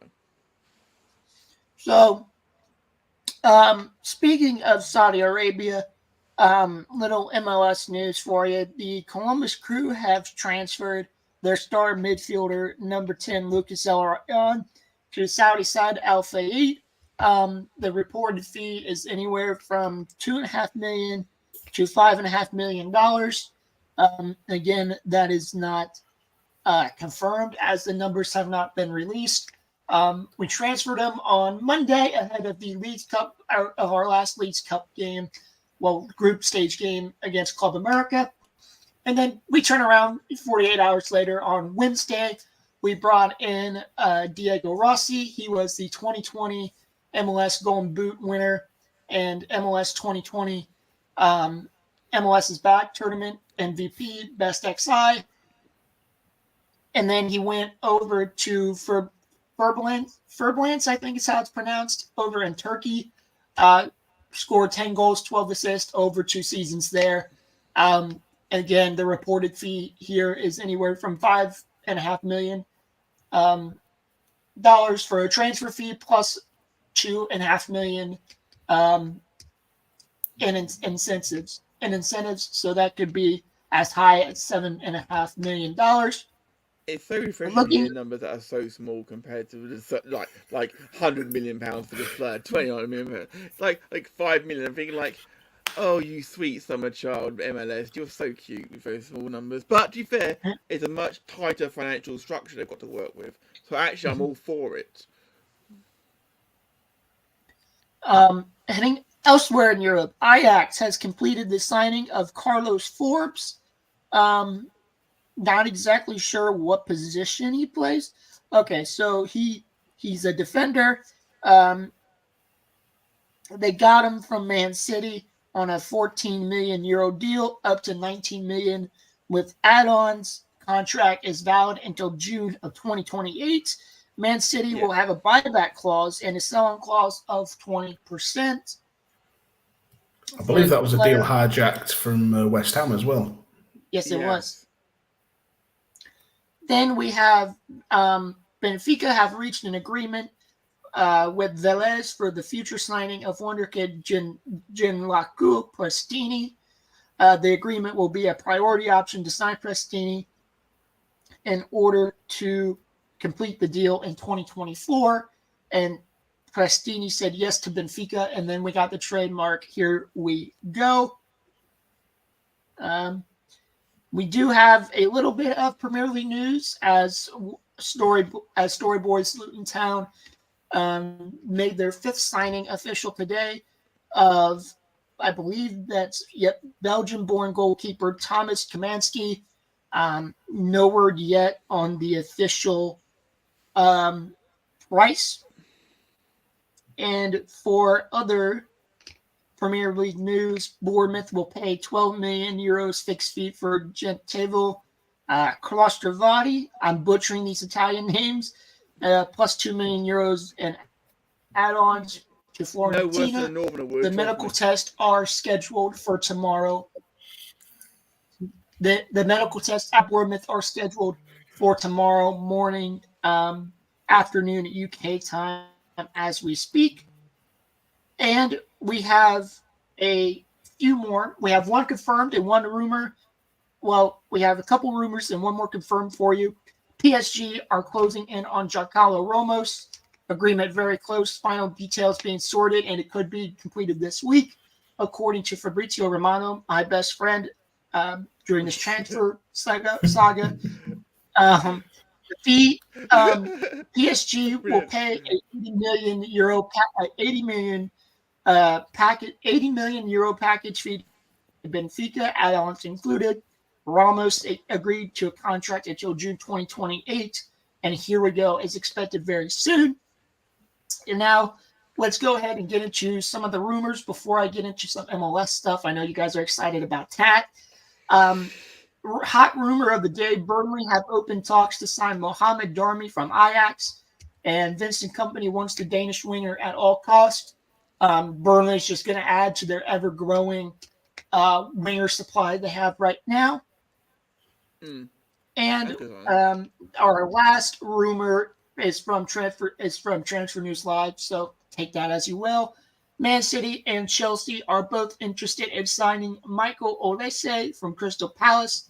He has a £35 million release clause, and their source here is Fabrizio Romano. A couple other things. Per Fabrizio Romano, Florian Balogun, the United States starting striker now, this is what he said on Florian Balogun. Despite the injury to Gabriel Jesus, there is no changes on Balogun. As Mikel Arteta said, it remains the case that Arsenal want big money for Balogun. That's the position. And Milan know that 35 million to 40 million euros is not enough. And so they are currently focused on Scamacca of West Ham. And I believe a quote here says, I'm not aware of direct talks with West Ham over Balogun, despite rumors circulating on that one. And we got some MLS news. The San Jose Earthquakes has signed U.S. men's national team forward Matthew Hoppe on loan from Middlesbrough through next summer. Hoppe, 22, has struggled for playing time since leaving Schalke in 2021 for Malacora. Then Borough, he has 8 national team caps with the United States. And then, according to Matchday, part of BBC, Brighton expect Moses Caicedo to stay at the club. He's been the subject of bids from Chelsea following in Arsenal's interest in January. And I'm scrolling through some of my other transfers. And the last big one, Manchester City and Leipzig has just signed the documents for Jesko Gravel. Can be considered a new City player. 90 million euros, final fixed fee, no add-ons. Long-term deal agreed already in June. And Joshko will travel to Manchester tonight, medical on Friday. Here we go, confirmed. Indeed, we'll touch on that more momentarily with regards to Man City, of course. We'll go into that momentarily. Of course, one of the biggest stories of the transfer window, of course, the amount of players who've gone to Saudi Arabia, which we're going to talk now and get out of the way. As myself and Dan, both Liverpool fans, we were hurt slightly seeing Henderson leave, and mainly because of the dedication he's shown towards the Rainbow Laces campaign and also to Stonewall, and in general, just trying to stand up and be a good guy. It does feel like a bit like he stabbed that in the back a little bit, the way he's gone there. We're not going to keep ranting about this because our feelings are obviously unknown. At the same time, if you go out there and put the rainbow shirt on, then, I find them fill your boots, Jordan.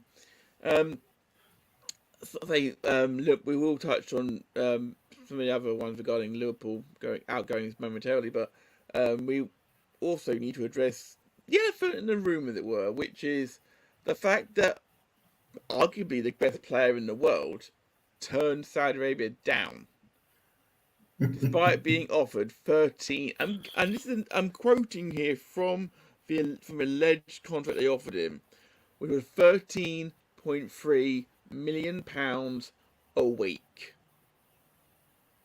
which, for context, is more an hour than I get a month. Yep. That is bizarre. It was £22, about $23, £22 a minute. A minute. that just boggles the mind.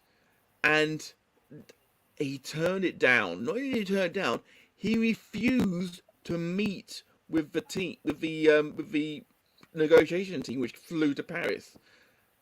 I've not been a bigger fan of Mbappe because I always thought his ego was too big, and I thought that he was, a bit like, like do that stupid celebration he does. Like, get on with yourself. My opinion of Mbappe has gone from here. It's now. It's certainly much higher than it used to be. What is your opinion about Mbappe turning down probably the biggest deal that's ever going to offer to anybody? I don't think anyone could offer that sort of money ever again. I think. Sorry, Dan, go ahead. No, I was just going to jump in quickly and say, just bring it. I'm in a roundabout way. I'm going to get to Mbappe, but first about the Henderson thing. Yeah. I mentioned it to you privately, Matt. All that went through my head was Ted DiBiase, because we're all wrestling fans here. And everybody's got a price for the $1 Million Man. Everybody's got a price. Yeah, I'm not going to try and do. I'm not going to try and do the laugh. I've got neighbours. Ironically, he actually Ted DiBiase actually being I think he's being prosecuted for some kind of dodgy finance deal. Ironically, I believe that's Junior. But both of them. Well, we'll just say allegedly, just cover our bases. Like you say, if Henderson goes out there, becomes a force for good and for change, then fantastic.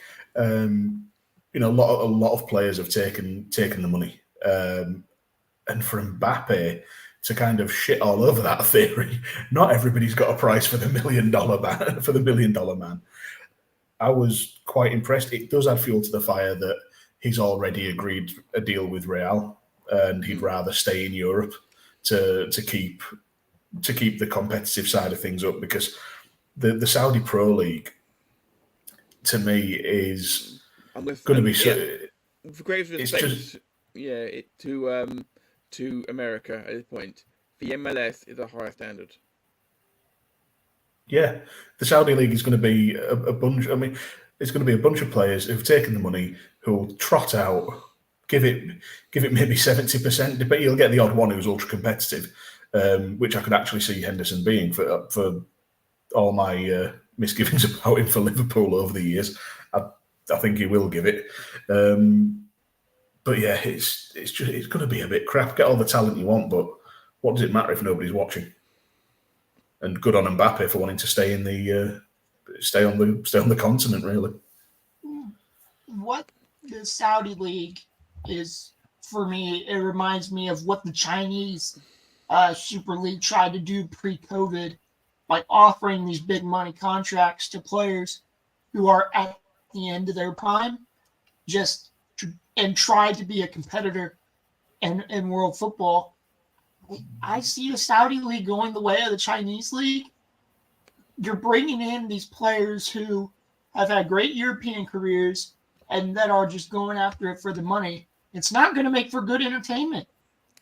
I can't even watch the Saudi League on TV, and I wouldn't pay. I wouldn't watch it for free. They haven't got the TV deals for a start, and I just applaud a guy who gets every single Premier League game on demand to watch. He couldn't. If it was offered free, he wouldn't watch the Saudi League. But I'm just saying that by the by. I applaud you for that, Connor, because I'd sneak a game if it was on, sort of thing, to see how good or bad it was.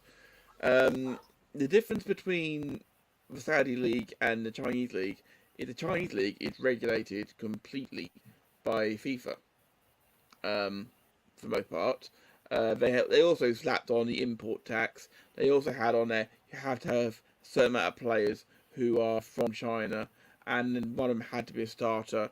You can only have 3 non-Chinese players in your team, full stop, at one point it was.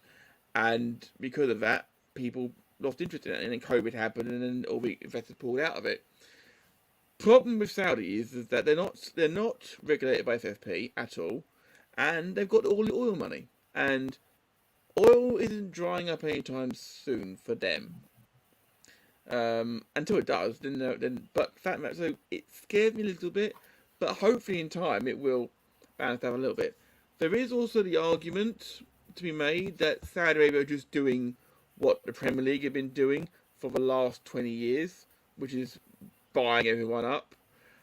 So there is an argument to be made, yes. However, it's not with dirty oil money. But that's my personal opinion. Feel free at me at Total Stevo. But we're going to try and move on from the Saudi side of things, and we're going to talk about a team which is close to mine and Dan's hearts. We'll start with Connor first. let us talk about it in a minute. Connor, your thoughts on Liverpool, 19-time Premier League winners, well, top flight winners, I should say. Sorry. Last year, subpar season, finishing 5th. I just have to take this one rib at you. I've been enjoying the Europa League accounts tweeting about you guys and your players. I can't wait. You are aware we're going to boss that Europa League, right? We're going to win it. No, what will happen is we'll do what every other team does. We'll get to the final and then get beat by Sevilla. Yeah, Sevilla, even though they qualify for the damn thing, fucking win it. Yeah. Yeah. Sorry, Connor, carry on. Yeah, sorry, Connor. We completely ran over you. Sorry. Liverpool, man. They brought in McAllister. Who else did they bring in? McAllister. Szoboszlai. They were looking at the lad from Southampton. Lavia. Yeah. I think Liverpool, they need to reinvest in their midfield. It needs completely rebuilt. They have a solid defense. They got one of the best goalkeepers in the whole league back there in Alisson. Don't have to worry about that. Salah, he's great, but he's getting up there. I look for him to go to Saudi next season. Darwin Nunez, I don't know. It took him forever to score a goal last season. But no, he didn't. He scored in the Community Shield. He was just scoring his debut in the league as well. I was talking about the league. He scored his debut against Fulham last year. Oh, tells you how much I pay attention. He got sent off in the second game, I grant you, but so up and down season for him for sure. He didn't have the best season he could have had. No, I think I'm just gonna quit talking because I know next to nothing about Liverpool. That's why you guys are here. I think Liverpool can break top 4 this season. It's gonna be rough, but I think they can do it. So I'm going to put them at 4th. Okay, so 4th place for Liverpool from you. Thank you, Connor. Okay, that felt like rough praise, but thank you. Mr. Griffin, do you obviously with Milner and Henderson both leaving, we have there's a new captain and a new vice captain in Virgil van Dijk and Trent Alexander-Arnold respectively. There have been some people, as I mentioned to you yesterday, who are hating on the fact that Trent is vice captain, and this is a slap in the face of Mohamed Salah. Now that aside, because those people are idiots. Okay, Trent's a local boy. He bleeds for his club, and Trent's a long-term vision for the captaincy, obviously. Yeah, and at Liverpool there's a core leadership group. You have the captain, the vice captain, and 3 others, and the 3 others are Robertson, Salah. I knew this last night when we were talking. And who, sorry? Probably Alisson this year. Because he obviously is very, very I believe so. But that aside, sort of sticking to the transfer business, we needed to reinforce the midfield before the transfer window. I like the signings of McAllister and Szoboszlai. McAllister, proven quantity, just on the up. Won World Cup winner, cracking for Brighton last year, bargain 35 million, great deal. World Cup winner. 60 million for Szoboszlai, one of the highly touted young central midfielders.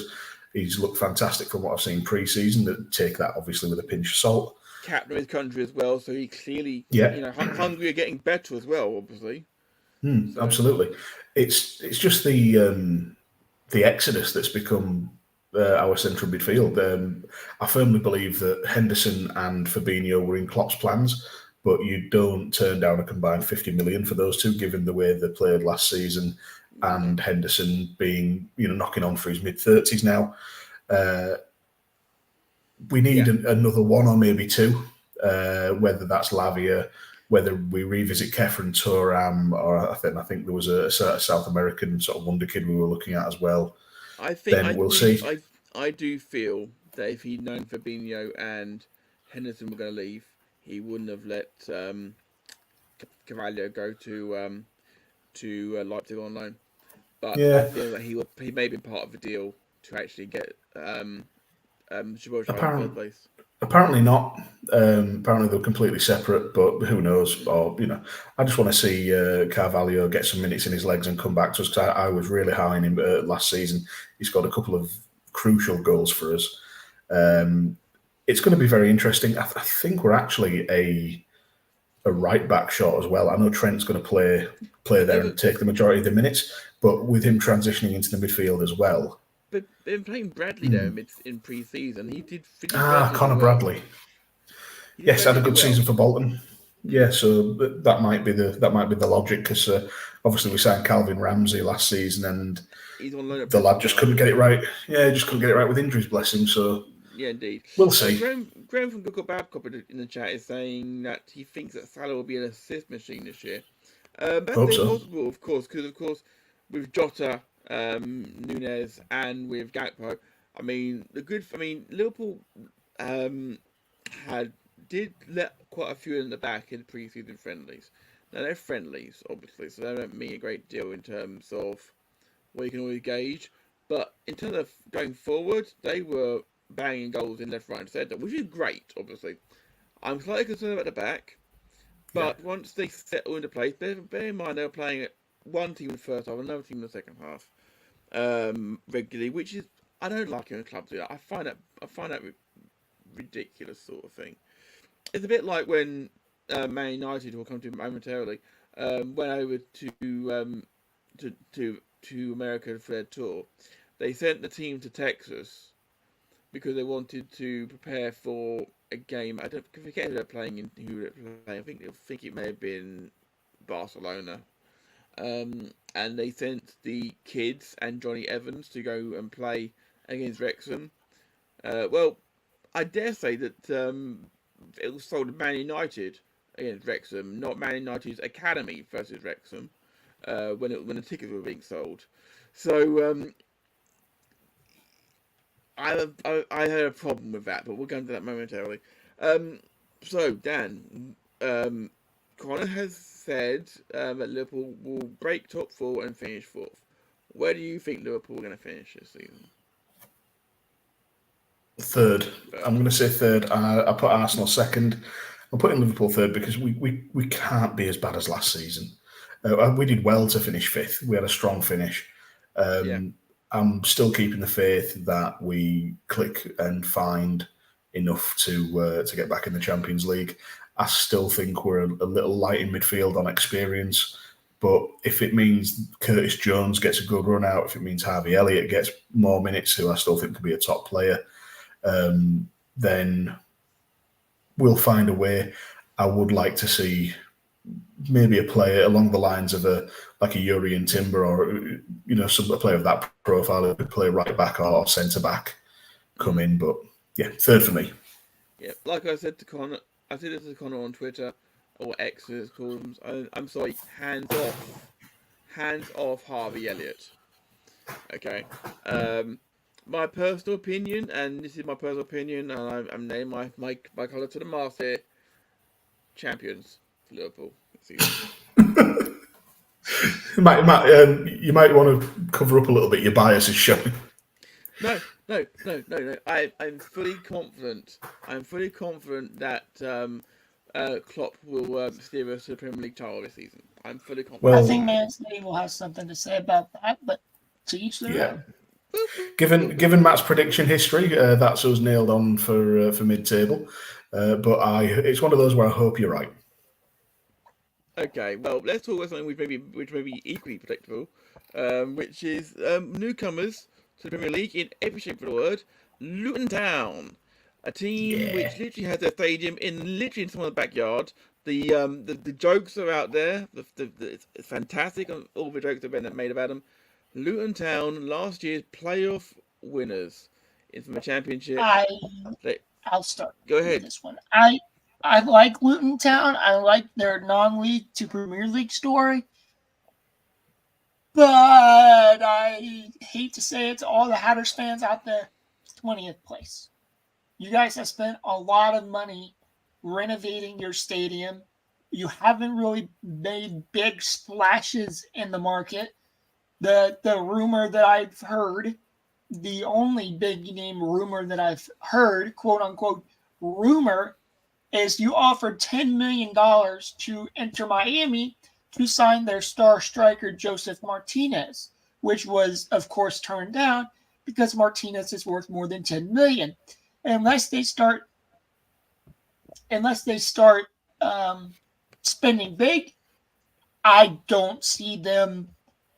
I don't see them staying up. Do I think they can give Derby County a run for their money for worst point total? No, I think that Derby County record from 2010, 2011, something like that, is here to stay. But I'm sorry, Luton. I want to back you guys to stay up, but you're getting relegated with Everton. It was nice having you in the Prem for a year. I think that is there with a brutal comment. Conor likes Luton. Obviously, he's never been there. The airport's nice because you get to leave. Jesus Christ! I've never actually been to Luton either. It is an international airport, to be fair, so it's good. If it got to Europe, it'd be at least it'd be easy access for the clubs visiting, at least. Dan. Yeah, it's hard to see beyond 20th for them. They've signed Tahith Chong. They've signed Tahith Chong from Birmingham for $4 million.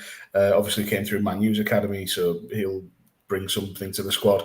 They've signed a player from Villa who I think has the best name, one of the best names in all of football, Marvelous Nakamba. Fantastic name. But he's a tidy operator in midfield. You know, he's not a bad player. He's decent enough. He's got a bit of the old blood and thunder about him as well. You know, he likes to tackle and he'll do a job. But I just that show's gonna sell. Everybody's excited about a defender named Bell. Like almost everybody has picked him as their 4.0 defender on FPL. They should name a stand after him at Luton. It could be called the Bell End. Oh, don't do that! Oh, we have reached that level, guys. I didn't expect this to go over 2 hours. Nonetheless. We made it 2 hours before Bell End joke. Lovely, fantastic. Hey, that's good for me. I'm behaving myself. To be fair, when you get to them sort of players, you need players that are going to play week in, week out. And to be fair, Bell probably will play week in, week out. We're going to get more accustomed to the players. We've got a Luton game coming up as well, fairly early on in our run as well. I'm going to make a prediction.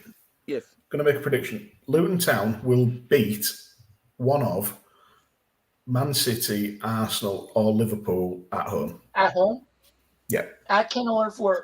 At Kenilworth Road. Yeah. Okay. You know, Kenilworth Fort, it may well be, mate. You never know. That's gonna be a tough place to go. I said now, Luton Town can prove me wrong. I hope. I'm praying to the football gods, if there are any, that they prove me wrong. Because I put Forest to finish 20th last year, and look, they stayed up. I hope Luton does the same thing. I just don't have faith in them. Well, we'll have to wait and see that. I mean, we are covering Luton West Ham on transfer deadline day.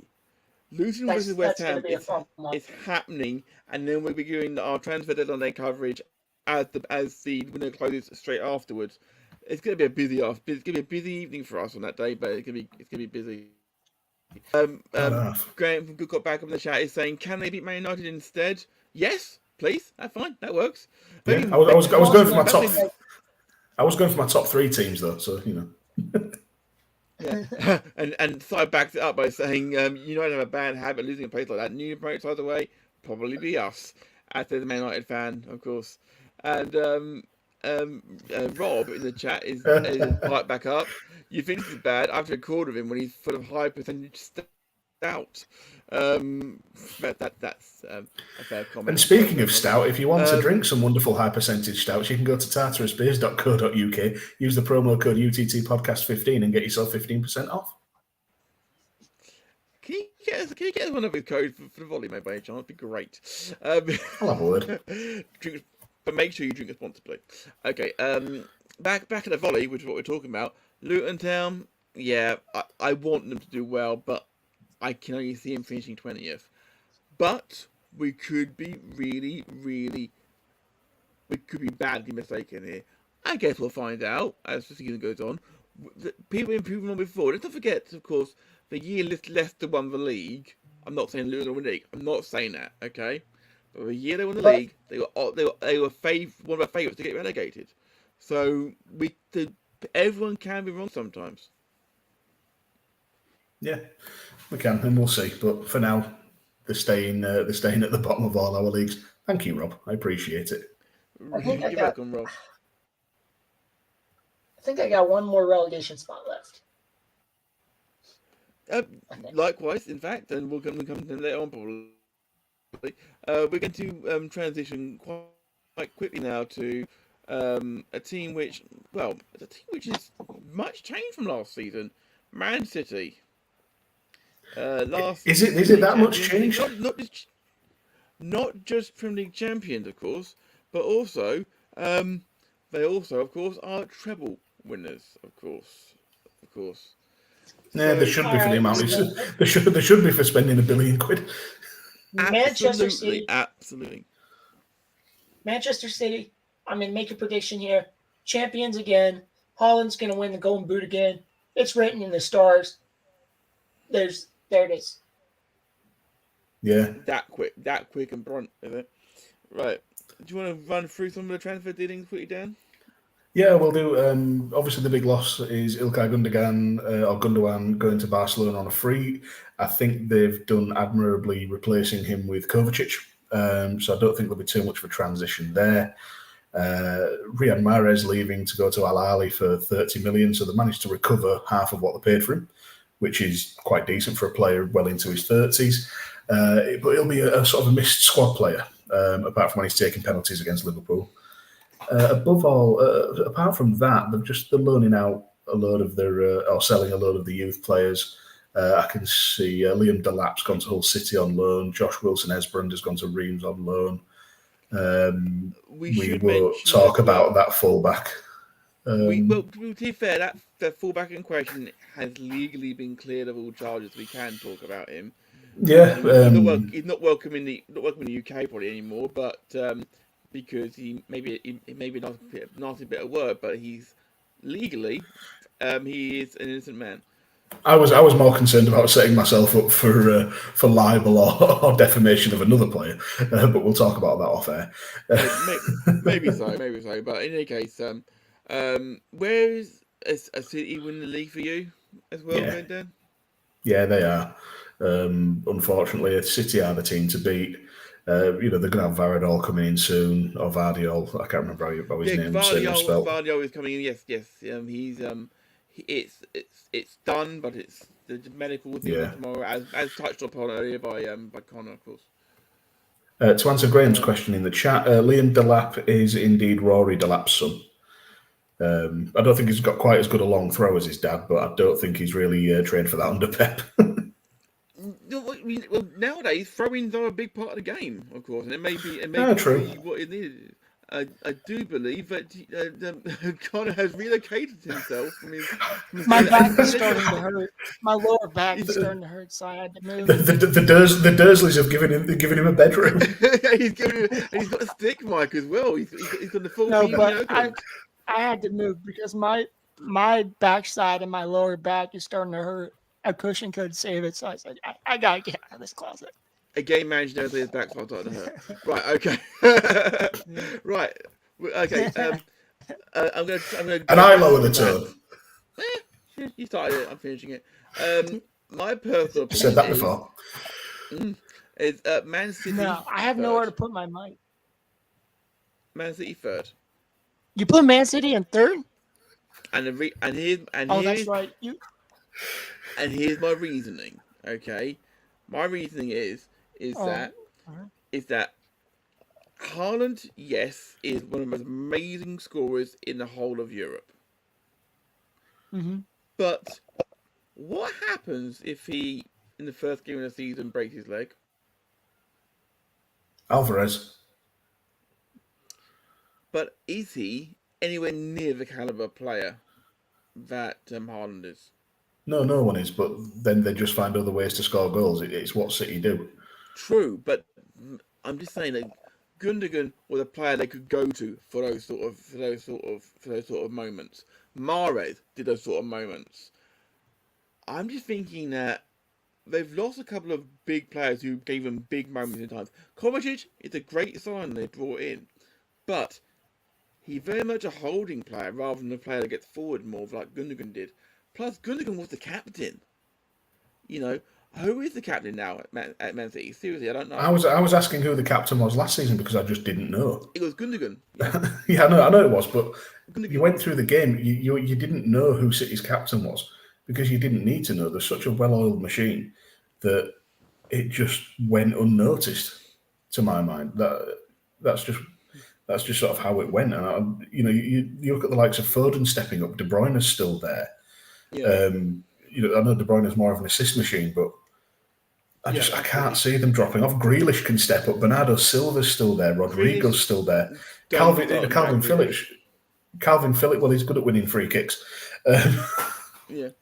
Calvin Phillips is allegedly on his way out the door this window. We'll keep an eye on that, of course.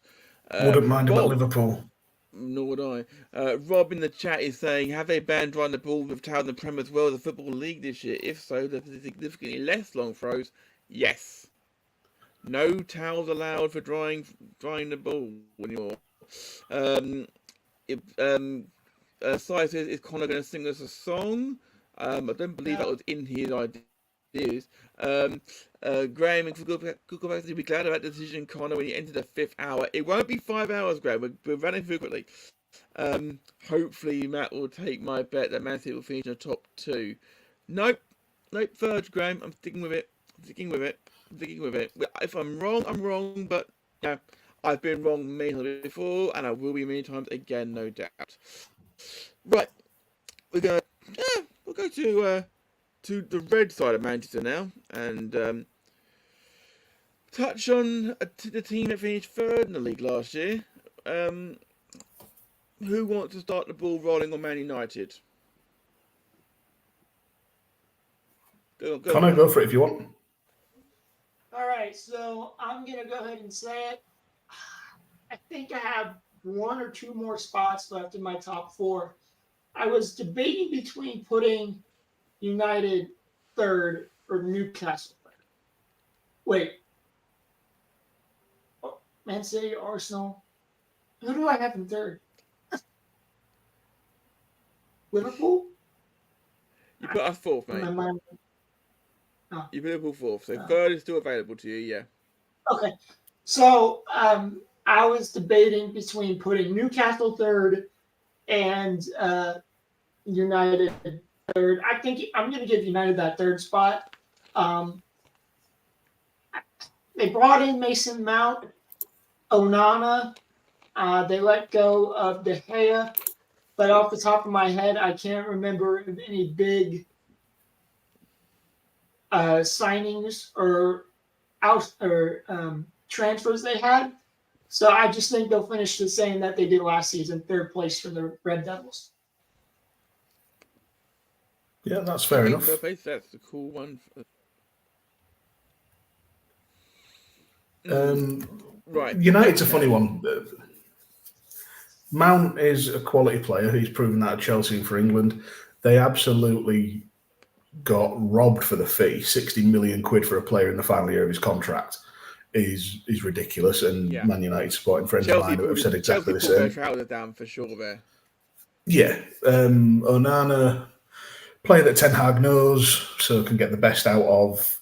Obviously unproven in the Premier League, but we've seen him in a better pre-defender so far. He's much better for distribution, which is obviously why he's been brought in.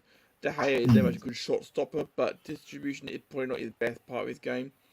There is a lot to like about the players that they brought in. Slightly concerned, the only defender they brought in is Johnny Evans on a year-long contract. Yeah, so far thing is I can't dislike the Johnny Evans transfer because it's a player in sort of very much in the twilight of his career. Go on. It's also delighted me that it's pissed off Mark Goldbridge so much. Yeah, we spoke about that yesterday. I hate Mark Goldbridge so much. So the fact that he's pissed off with the fact of Johnny Evans being who Ten Hag has gone to for a new centre half, but he's a man who has experience, no question about that, and he also means that with him coming in, there's a player still there that when Sir Alex Ferguson was there. Yeah, because Man United are without their longest-serving player, Phil Jones. Yes, and De Gea was there, obviously, as well, of course. But Jones is gone. Go on, sorry. Go on, Connor. Come in. Is Maguire still at the club? Or did they let him go? No, he's still there somehow. He's, as some people would say, robbing a living, but he's still there.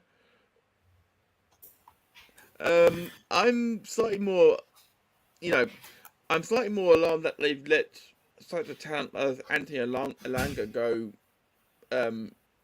They sold him to Nottingham Forest. I think it's a good signing for Forest, but I think that is a poor move, on my personal belief. In the chat, we've got Peg Bladder saying United will finish above Spurs. I do agree with him. The boss is saying signings have been good. Martinez at back is like a new signing. Ten Hag, that's only 1A. Just saying, knows what he's doing. We've had a decent summer, I think. Deadwood leaving, etc. Fair enough. Graham from Good Cop Bad Cop is saying, De Gea saved United so many times. Interesting to see how badly he is missed. There is some news wandering around today and the last few days that, given that De Gea is a free agent, of course, Villa apparently are sniffing around him. And that would be, I think, a good signing for Villa. But it's nowhere near a done deal, of course. It's just gossip, of course. Whoever gets hold of David De Gea has got a bargain because it's a free. So there's very little risk involved. In the chat, we've got Sai saying Elanga was nowhere near good enough. Never going to get in above Rashford, Sancho, Garnacho on a regular basis. No, but bear in mind you're fighting on 4 fronts this year. You need a big squad, and Elanga was certainly better than some of the players sometimes. He said he gave more heart than some of the players sometimes. Like your Hannibal bloke you had playing for you when you got sent off for showing a bit of passion and you got dropped to reserves. I can't believe he did that. I can't believe he did that, actually. So, question is then, so Connor's already said quite happily, 3rd place for Man United. Where have you got them, Dan? My bias is showing a little bit. I've gone 5th, dropping out of the Premier League places, because while Onana and Mount might be good additions to the team, are they any better than the players that were already there? I don't think so. And a lot rests on Rasmus Højlund's shoulders. Is he going to hit the ground running like a Haaland, or is he going to be the new Jesper Blomqvist? Oh, that's a throwback to the old days. Oh, yes. He was tipped as next Ryan Giggs, and he didn't get in at all. Yeah. I've got him down as being 4th. Could easily see him being in or out. It all depends on how players get going, of course. Unlike with the City one, which is slightly out of spite, the Man United one, I think, is more accurate, personally. In all honesty, in reality, Liverpool and Man City probably you could reverse those probably. For what my head's saying, my heart says what I say. But yeah, so I think 3rd, 4th overall. Champions League winner, Jesper Blomqvist. You are aware as well, David May, who didn't play a fucking game in the entire tournament, said about like he scored the winning fucking goal. And I may also point out, Jimmy Traore also has a Champions League winners medal, as does York City legend Jonathan Greening. I'd like to point out, though, that Jimmy Traore played every minute of the fucking final, including which is a hell of an line. Which is a hell of an achievement for a largely dog shit player. He cleared one off the line, and you know what? He was also number 6 to take a penalty if it came to him. Yeah, fair play. Thank God it didn't even come to that, of course. So it says legends, all of them. So until a little tidbit on Jonathan Greening. Obviously, he was a York City player before getting, to Man United and whatnot. Until I think maybe a season or 2 seasons ago, he was still turning out for Tadcaster Albion in the semi-pro leagues. Cam Griffin in the chat is saying Jimmy Traore was sublime. Sub, not about lime. Okay. Right, so we're gonna move on from Manchester United to Newcastle United, who have shown that Eddie Howe is maybe not just a stopgap manager we all thought he was going to be. He's done some good work at Newcastle. Very good work at Newcastle. Yeah, he has. He's also done some good signings as well. Well, I think the most amazing thing he's done so far is signing. He's managing to get some money back for Chris Wood. Yeah, Chris Wood, he signed from Burnley, of course. One more time, guys. Little rock up there, mate. I thought it was the I said Chris Wood to Nottingham Forest. I think. Yes, yeah. Right. Yeah. Right. Yeah. It was. Yeah, Dan's amazed that they actually got money for him, is what he's saying. I didn't know the stack shit that high. Man, he was okay when he was at Burnley. Alan Saint-Maximin. You also laughed to the bank for it as well, I'll point out. Yeah, true. Alan Saint-Maximin's a big loss to Saudi for 23 million. I'm not sure that Harvey Barnes is an upgrade, but I'm glad to see Harvey Barnes in the Premier League. After Leicester's relegation, so that's a bonus. Sandro Tonali is going to be very interesting. I don't think I've ever seen him play. Si might be able to tell us, being the resident AC Milan fan and follower, but we'll see how he gets on, because it's a lot of money to lay out for him, and then he's going to obviously going to have to blend with Guimaraes and Big Joe Linton. Absolutely. And in terms of transfers coming into Newcastle, breaking news.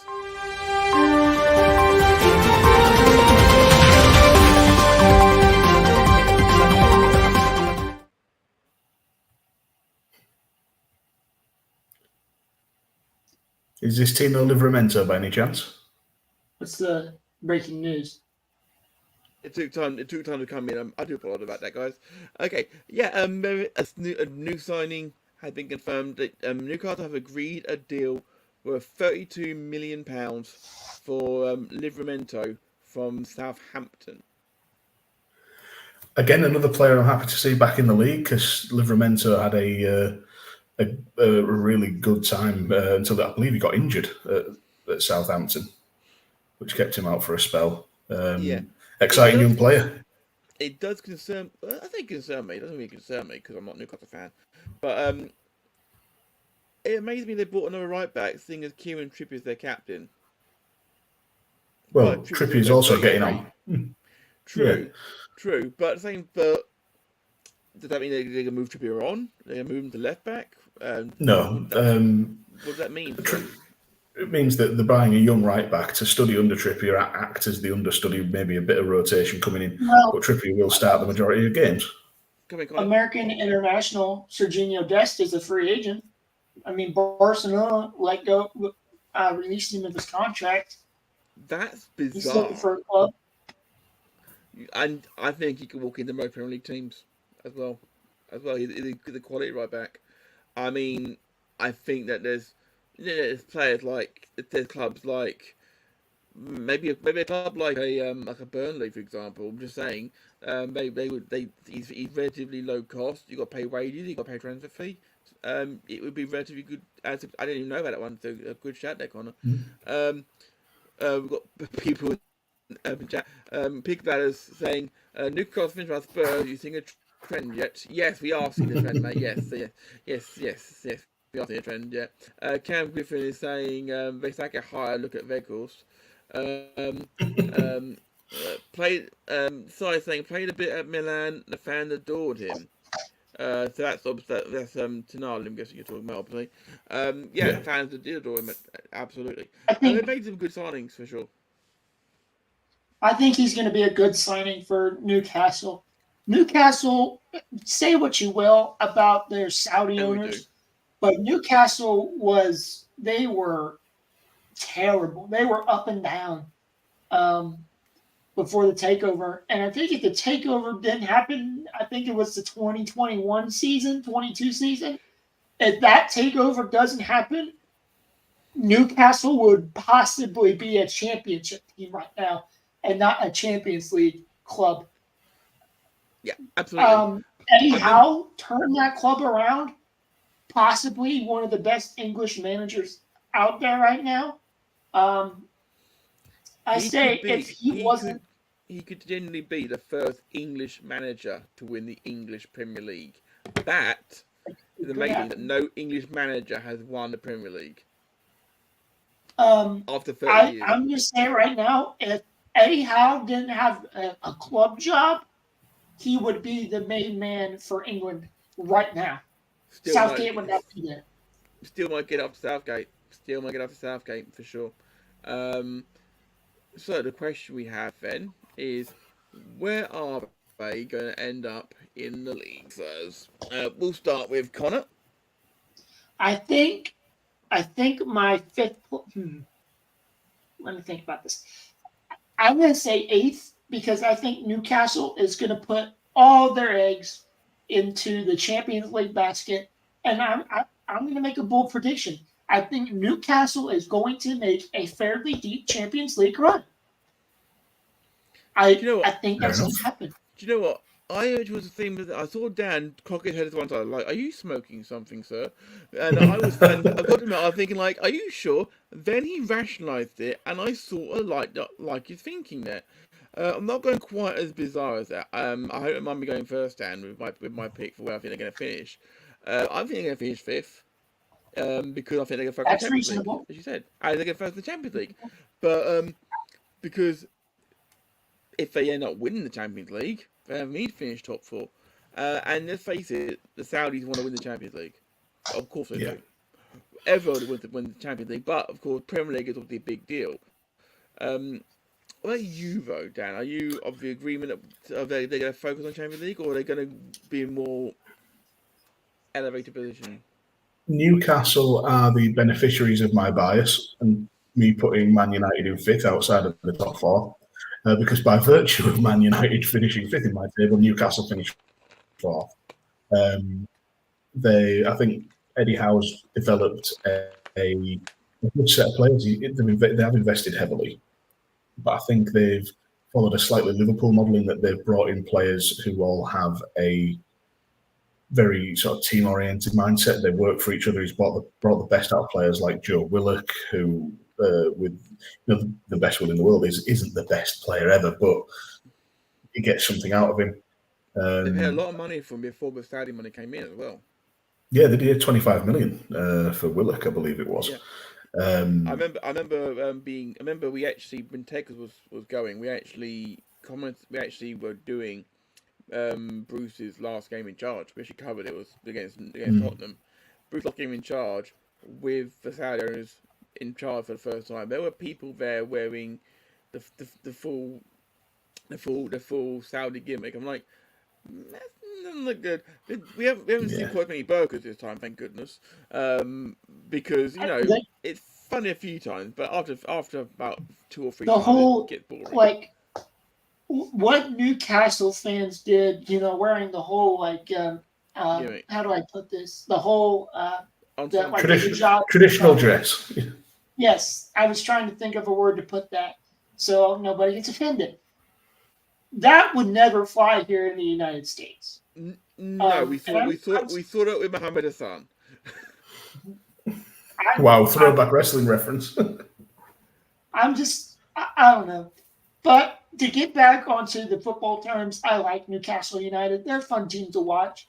They got Isak, Wilson, Pope. All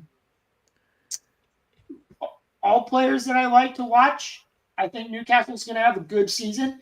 And I'm going to make one last bold prediction here. This is probably going to be my second to last bold prediction of this whole episode. Newcastle will make the quarterfinals of the Champions League. You heard it here first. Book it right now. Okay. The quarterfinals. Well, quarterfinals is definitely doable. It's a doable position for them. You'd think. There's still time to think for the team further as well. So they could push for semifinals, but I think the Madrids and the Cities and possibly the Arsenals and the Milans, the Inters, the ACs, the Bayern Munichs of the world, the Dortmunds of the world. I just think those teams are stronger right now than Newcastle. I would like to see Newcastle make it to the semifinals, but to the semifinals. I knew the talk of Steve Bruce would bring Rob out. I'm just going to ask one question. You guys are either affirmative or negative, Dan. Okay, is that a derogatory term? Yes. We'll move on. Yes. Let's move on to Nottingham Forest, shall we? We need to start motoring through these. It's getting late. Speaking of Nottingham Forest, yes, perfect time. I do have another reason for you to hit the button again. Okay, one more time we'll hit the button. Thanks.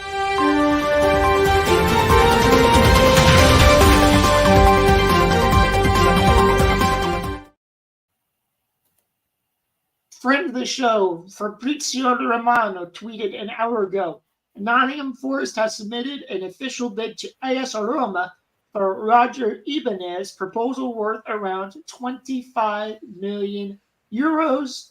Negotiations are underway to reach an agreement. Forest are pushing for the Brazilian center back. There's your breaking news. Thank you very much, sir. Sorry, just throwing in the Steve Bruce hate there. And at this point, Pigman says, I can't wait for Dan's unbiased opinion on Forest. I think Pig's Bladders is getting me mixed up with Rob, because Rob is the one with the strong opinions on Nottingham Forest.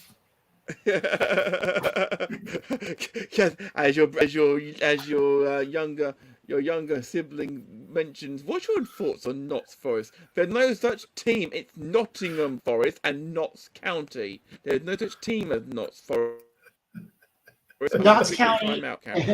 Right. So okay. Notts County and two very different teams. Yeah. Two different teams. Sounds the same because it sounds like they're in the same area, but one's a Premier League team. Yeah. And the other's a League Two team. Very true. Notts County responsible for Juventus having that strip. They still have friendly every year for that as well. Nottingham Forest though have done some good transfer business, I think. Not a lot, but done some good stuff. They've got Alanga, like we mentioned. It's because they did all their transfer business last season, signing 57 new players. May I start out with Forest? Can I start out with Forest? Absolutely. Or do you want to go through Go ahead, mate. So, with David Raya possibly coming in to Arsenal, Arsenal's going to look to transfer out goalkeeper Matt Turner. Now, a team who showed interest is who we're talking about, Nottingham Forest. Needs playing time, good shot stopper, needs first team football. Now, they did, I can't remember, but they did transfer somebody to Nashville. If Forest can get their defense together and if they can get their attack together, I think Nottingham Forest will push for still that lower mid-table, but I think they'll stay safe once again. I think I'm going to go with another bold prediction here. I think Nottingham Forest finishes 2 places higher than they did last year, 14. You think of Sam Sturridge, by the way. Thank you. Yep. Welcome. I just want to quickly point this one out here. Rob is clearly not biased at all. Forest finished 20th and get double relegation for breach of financial fair play. Not that he's biased at all, of course. Pig Bladders says, I meant it would be a refreshing change when Dan and Rob talked about, and Forest has mentioned it's only going to go one way. Well, that may be true. That may be true. You were saying that they brought a lot of players in this year. They've also got rid of a lot of players this year, though, to be fair. Mm-hmm. They have, yeah. They've let some of the deadwood go. Colback's gone. Lingard's gone. Cafu, not that one, has gone. Andre Ayew, gone. Did nothing. And no, absolutely, but they're still off a wage bill. Alanga, Wood, both in, and Manny Norcutt, also from Man United. And Ola Aina from Torino. Yeah, absolutely. Side is almost it always comes back to bite you. Players who used to play for your club end up scoring against you at your ground for sure. Yeah. Having a bit through them, Dan, where do you think Forest are going to end up this year? You've gone for 14th, you say there, Connor. So are you with Mr. McCabe? I actually have Forest a shade higher. I've got them in 13th, and I think that's the rationale for that is that they've had a season last season where they brought in a lot of signings, they've let a lot go. A couple more in this season I think the unit's just going to gel together. They had the highs last season, they had the lows. I think it's going to level out a bit, and they'll get into 13th. That is more than fair. I've got them finishing 15th. It's there or thereabouts. They're in that little bracket where it could go either way in the middle table. They'll flirt with relegation briefly, but they'll be fine. They'll be fine. I feel like Forest last year, they showed me that they could beat the big boys because they beat us at their home ground last season. But the key to it is make your home ground a fortress. Make these teams come in there and fight for 3 points or a point. Make your home ground a fortress.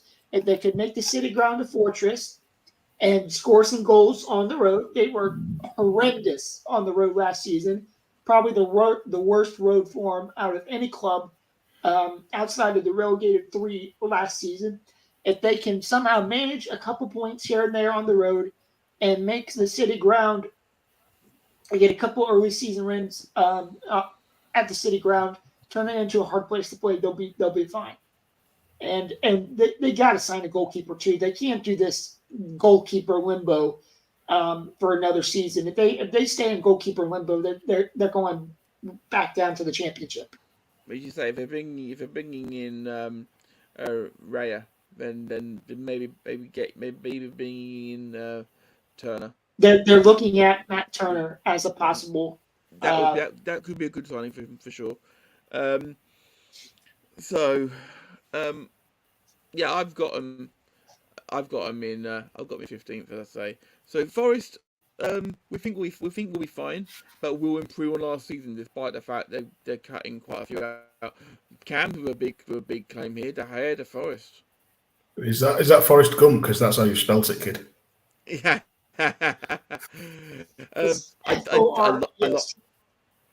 I do. Oh, we lost. Like the idea, though.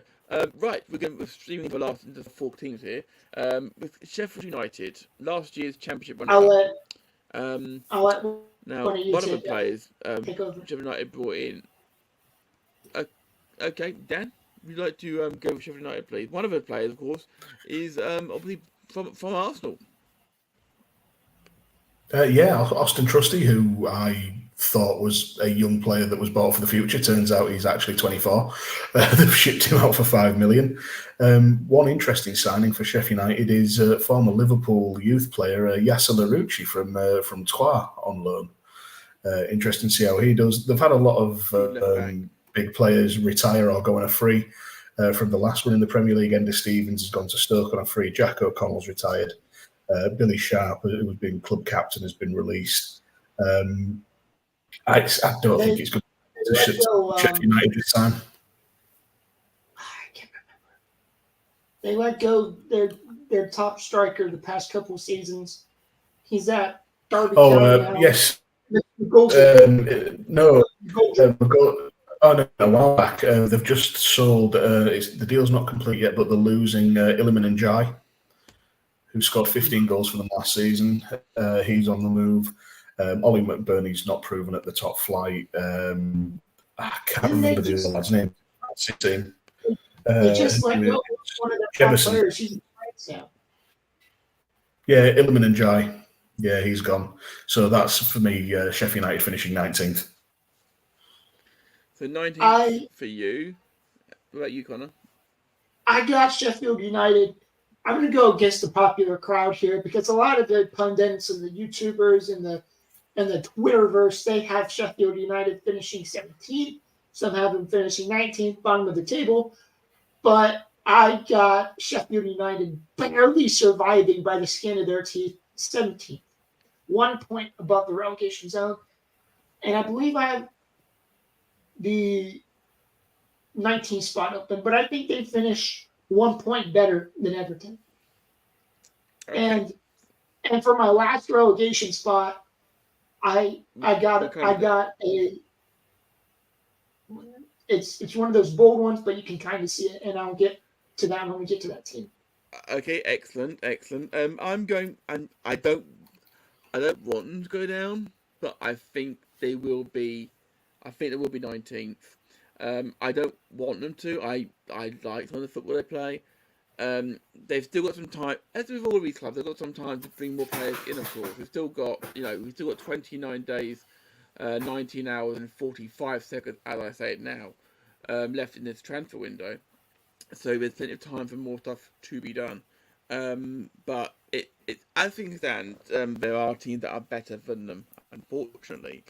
Right, so let's go to peek about the favourite team this year. It seems last year finishing 8th. No European football from at all this season. Yeah, I'm going to jump in and then I'm going to jump in and let Connor sound off as the Arsenal fan after. As things, I'm going to take it as things stand, and that is that Kane is here. He's at Tottenham, and we'll assume that he stays there. I like them making Kulusevski permanent. I think he's a great player when he's on song and firing. James Maddison, I think, is a great addition. Manor Solomon is interesting because we saw glimpses of what he could do at Fulham last season. He's a freebie, so that's absolutely fine. The big question for Tottenham is in goal. They're obviously happy to let Lloris leave, and they've signed Guillermo Vicario from Empoli. That is a big gamble. Hey, I'm doing well with this stuff. It's a big gamble. It hinges on the goalkeeper for me almost as much as it hinges on Kane. It could be that vital. So Kulusevski is not a shocker, seeing as when the loan deal was made, there was a permanent agreement that they had to buy him at the end of it. Yeah, but it still counts as a transfer in, doesn't it? Yeah, it's just there was no last minute. No, but so I'm glad. No last minute bullshit from Saudi. Because I have a legally they couldn't. Legally they couldn't actually. Why? Kulusevski, I think, is a very talented player. He's got so much talent, and I'm looking forward to seeing what he can do. I'll throw quickly now to before I do throw to Connor, I just want to quickly mention people in the chat is saying, as an unbiased Arsenal fan, Spurs are going to end up in the relegation battle after sacking a manager 10 games from the end. Unfortunately, they don't go down. Cam Griffin believes Richarlison to be Spurs' main man. Kane to Bayern is a great move for him. Should definitely go. Cameron Griffin, wash your mouth out praising Richarlison. Terrible behaviour. Sorry, Connor. I always, when I do these predictions in my head, and I always forget about Spurs because by then all my mid-table spots are always taken up. I think my 10th place is still open. If it's still open, I'm putting Spurs there. Okay. What spots do I have left open? I've got the queuing track, mate. Well, I'll just say this then. I think Spurs, if Kane leaves or stays, they'll finish high. They'll finish in the upper mid table, or possibly a European spot. If Kane leaves, then it's Richarlison and it's Son, and it's an unproven Premier League goalkeeper. I could see Spurs finishing anywhere between 14th and 16th if Kane leaves. So I'm going to say anywhere from 10th to 16th. That's quite. That's my actual prediction, because I think all my other spots are used up. Okay, that's a cool. Okay, Dan, did you say where you think Spurs are going to finish? I didn't, but back to reality. Sorry, Connor, I had to. I've got Spurs in 8th. They haven't strengthened significantly enough to move on, I don't think. And to be fair, that is predicated on Chelsea clicking under Pochettino and Villa doing as well as I expect them to. So I see them staying in 8th with an uptick in performance under Postecoglou if Kane stays. If Kane leaves and he's not replaced adequately, then that flips the whole table on its head, like Connor says. But I'm sticking with 8th for now. Absolutely. Respectable.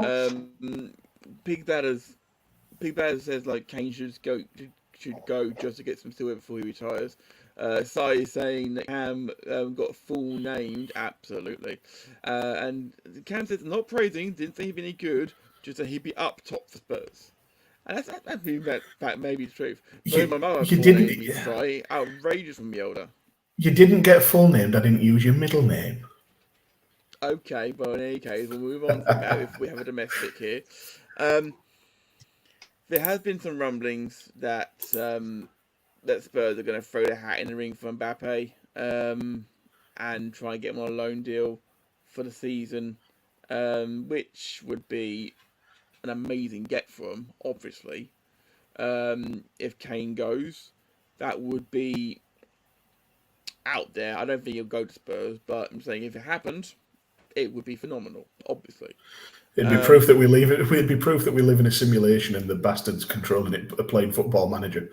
Absolutely. I would also like to preface this as a suggestion by saying I also think Spurs are going to finish 7th. But I also think that imagine it if we have Spurs sell Kane to Bayern.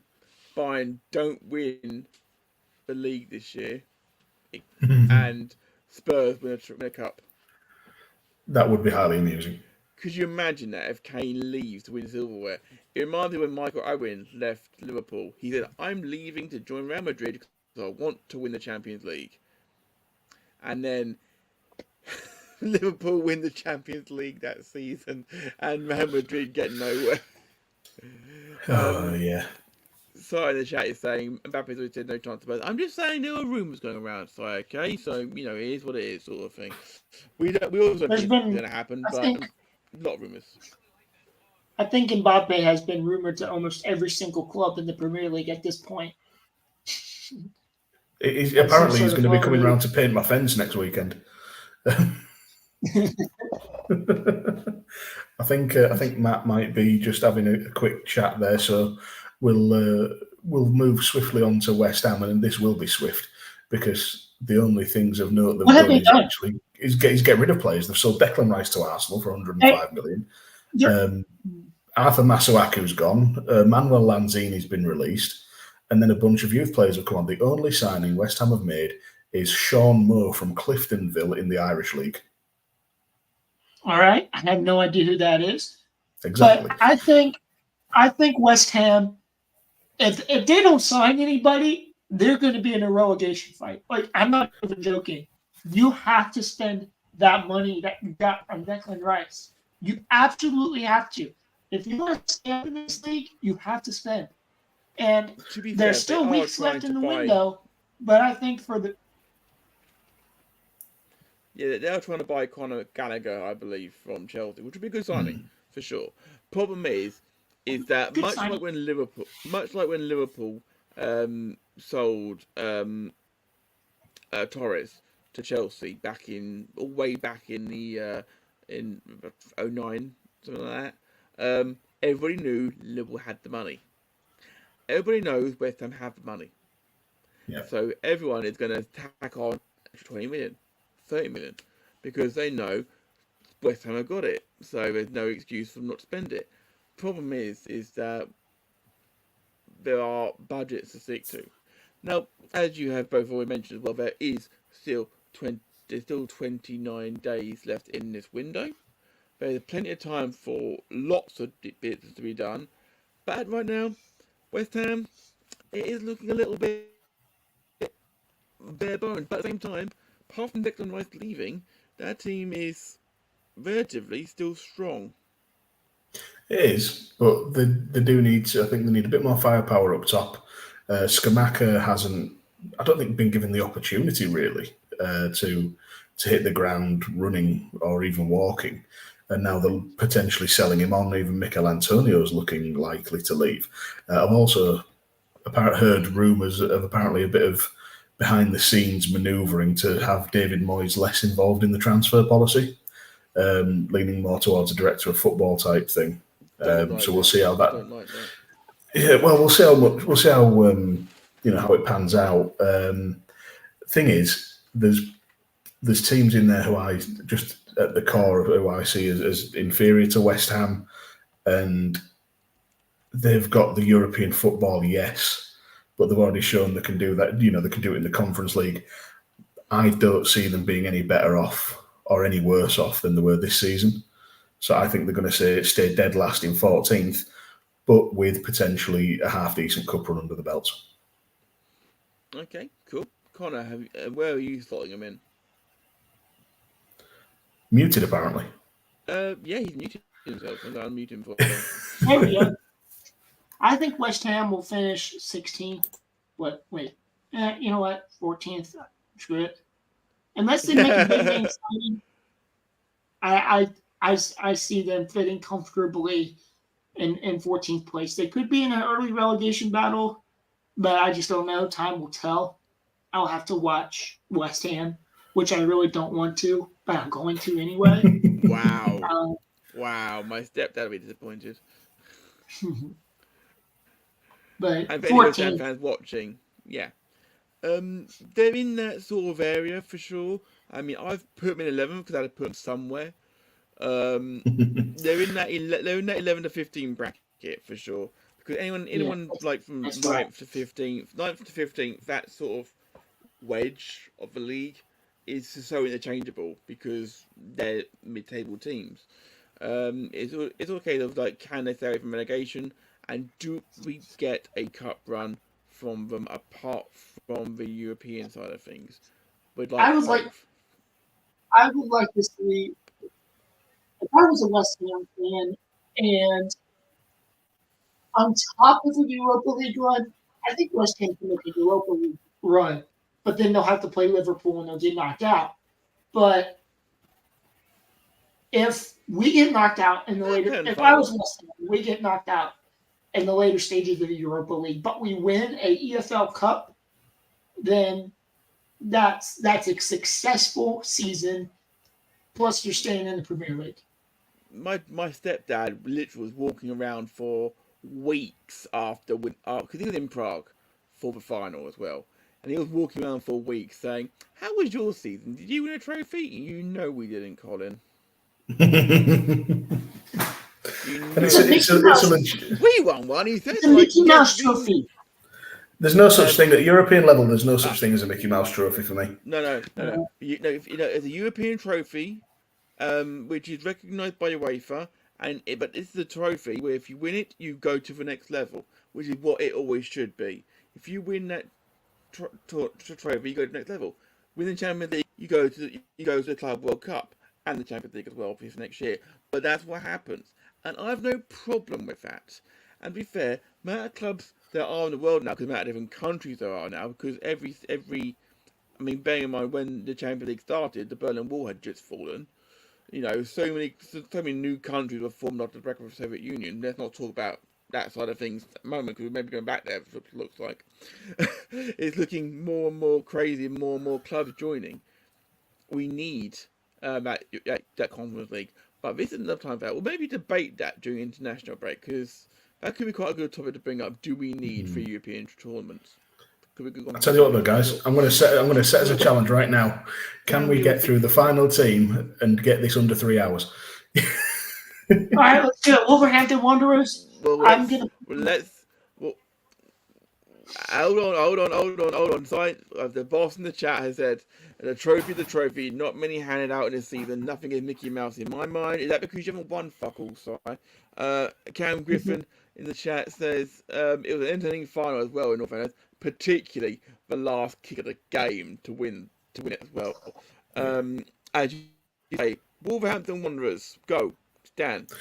Terrible window. They've brought Matt Doherty back. They've spent $9.5 million on Boubacar Traore, and they've lost Raul Jimenez, Ruben Neves, Nathan Collins, and Connor Cody, as well as releasing João Moutinho, Diego Costa, and a whole host of others. Just on that bit, they've had one of the worst windows for me, up there with West Ham. I see Wolves narrowly avoiding relegation because they just simply lack any sort of firepower. So I've got them 17th. Yeah, it was. It's not been a good winner so far. They got time to make some new signings, of course. I mean, João Moutinho was obviously played with injuries last season, so it's little wonder that they have moved him on. Neves, they couldn't turn sort of money down for him. I get that. Connor Cody to Leicester is a little bit surprising, but given that he was on loan last year, Everton, I believe. But he was their captain. He was at one point. Nathan Collins, again, Brendan McKenna, that sort of money. I can't blame him for that. Jimenez, they're trying to get some money for him. I get that as well.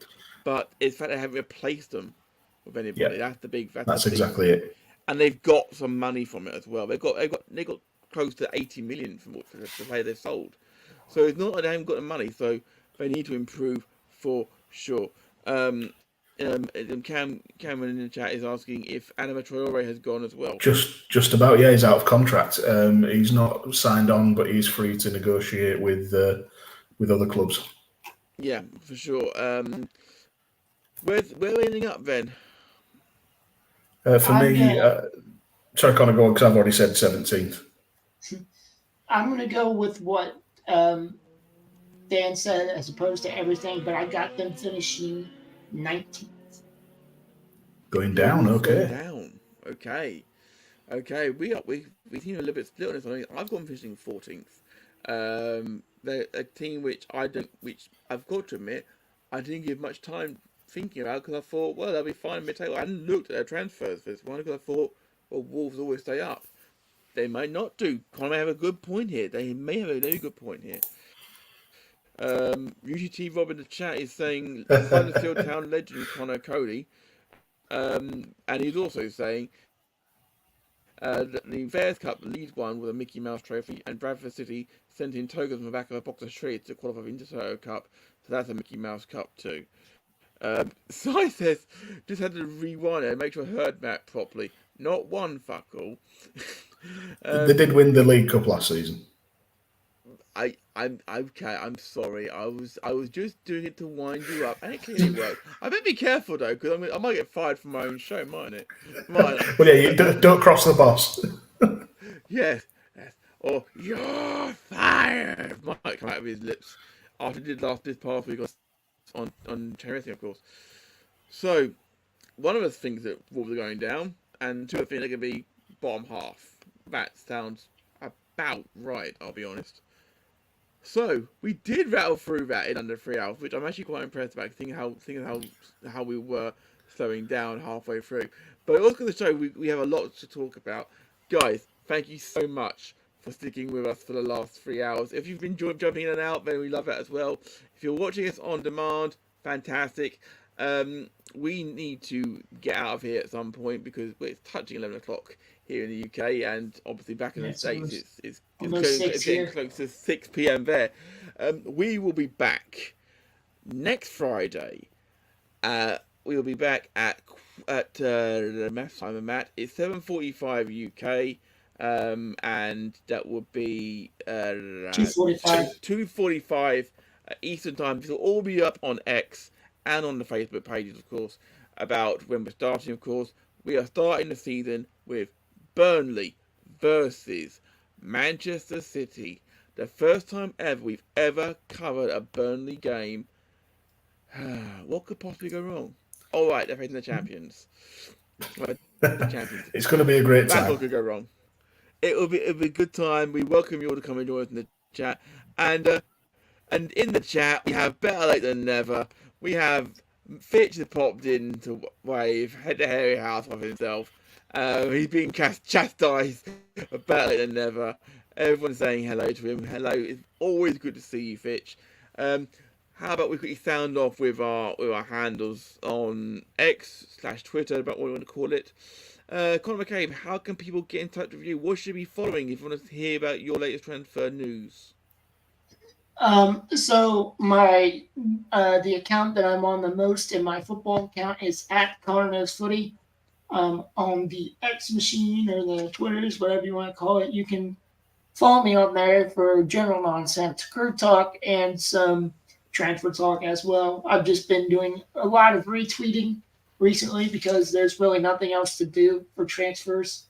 So if you want to see the latest transfers and for reaching over my retweets, then you can follow me on there for that kind of stuff. Awesome stuff, Konor. Awesome stuff. Mr. Griffin, where can people hear from you? In true Max style, just down there, @DanGriffin21 on Twitter. I refuse to call it X because bollocks to that. If you want to hear more about me talking about stuff, Unbooking the Territory @UTT Podcast or the Doctor Who Pod on this very network @the Doctor Who Pod. I shall keep it brief. Absolutely awesome. You can find me @Matak UK on those machines as well. You can hear me on Good Cop Backup and a lot of other stuff over on Visual Media. We will be back next Friday. Thank you guys so much for hanging out with us. We've loved having you here, and we will see you next Friday for Burnley versus Man City. On behalf of us all here, we're out of here. Bye.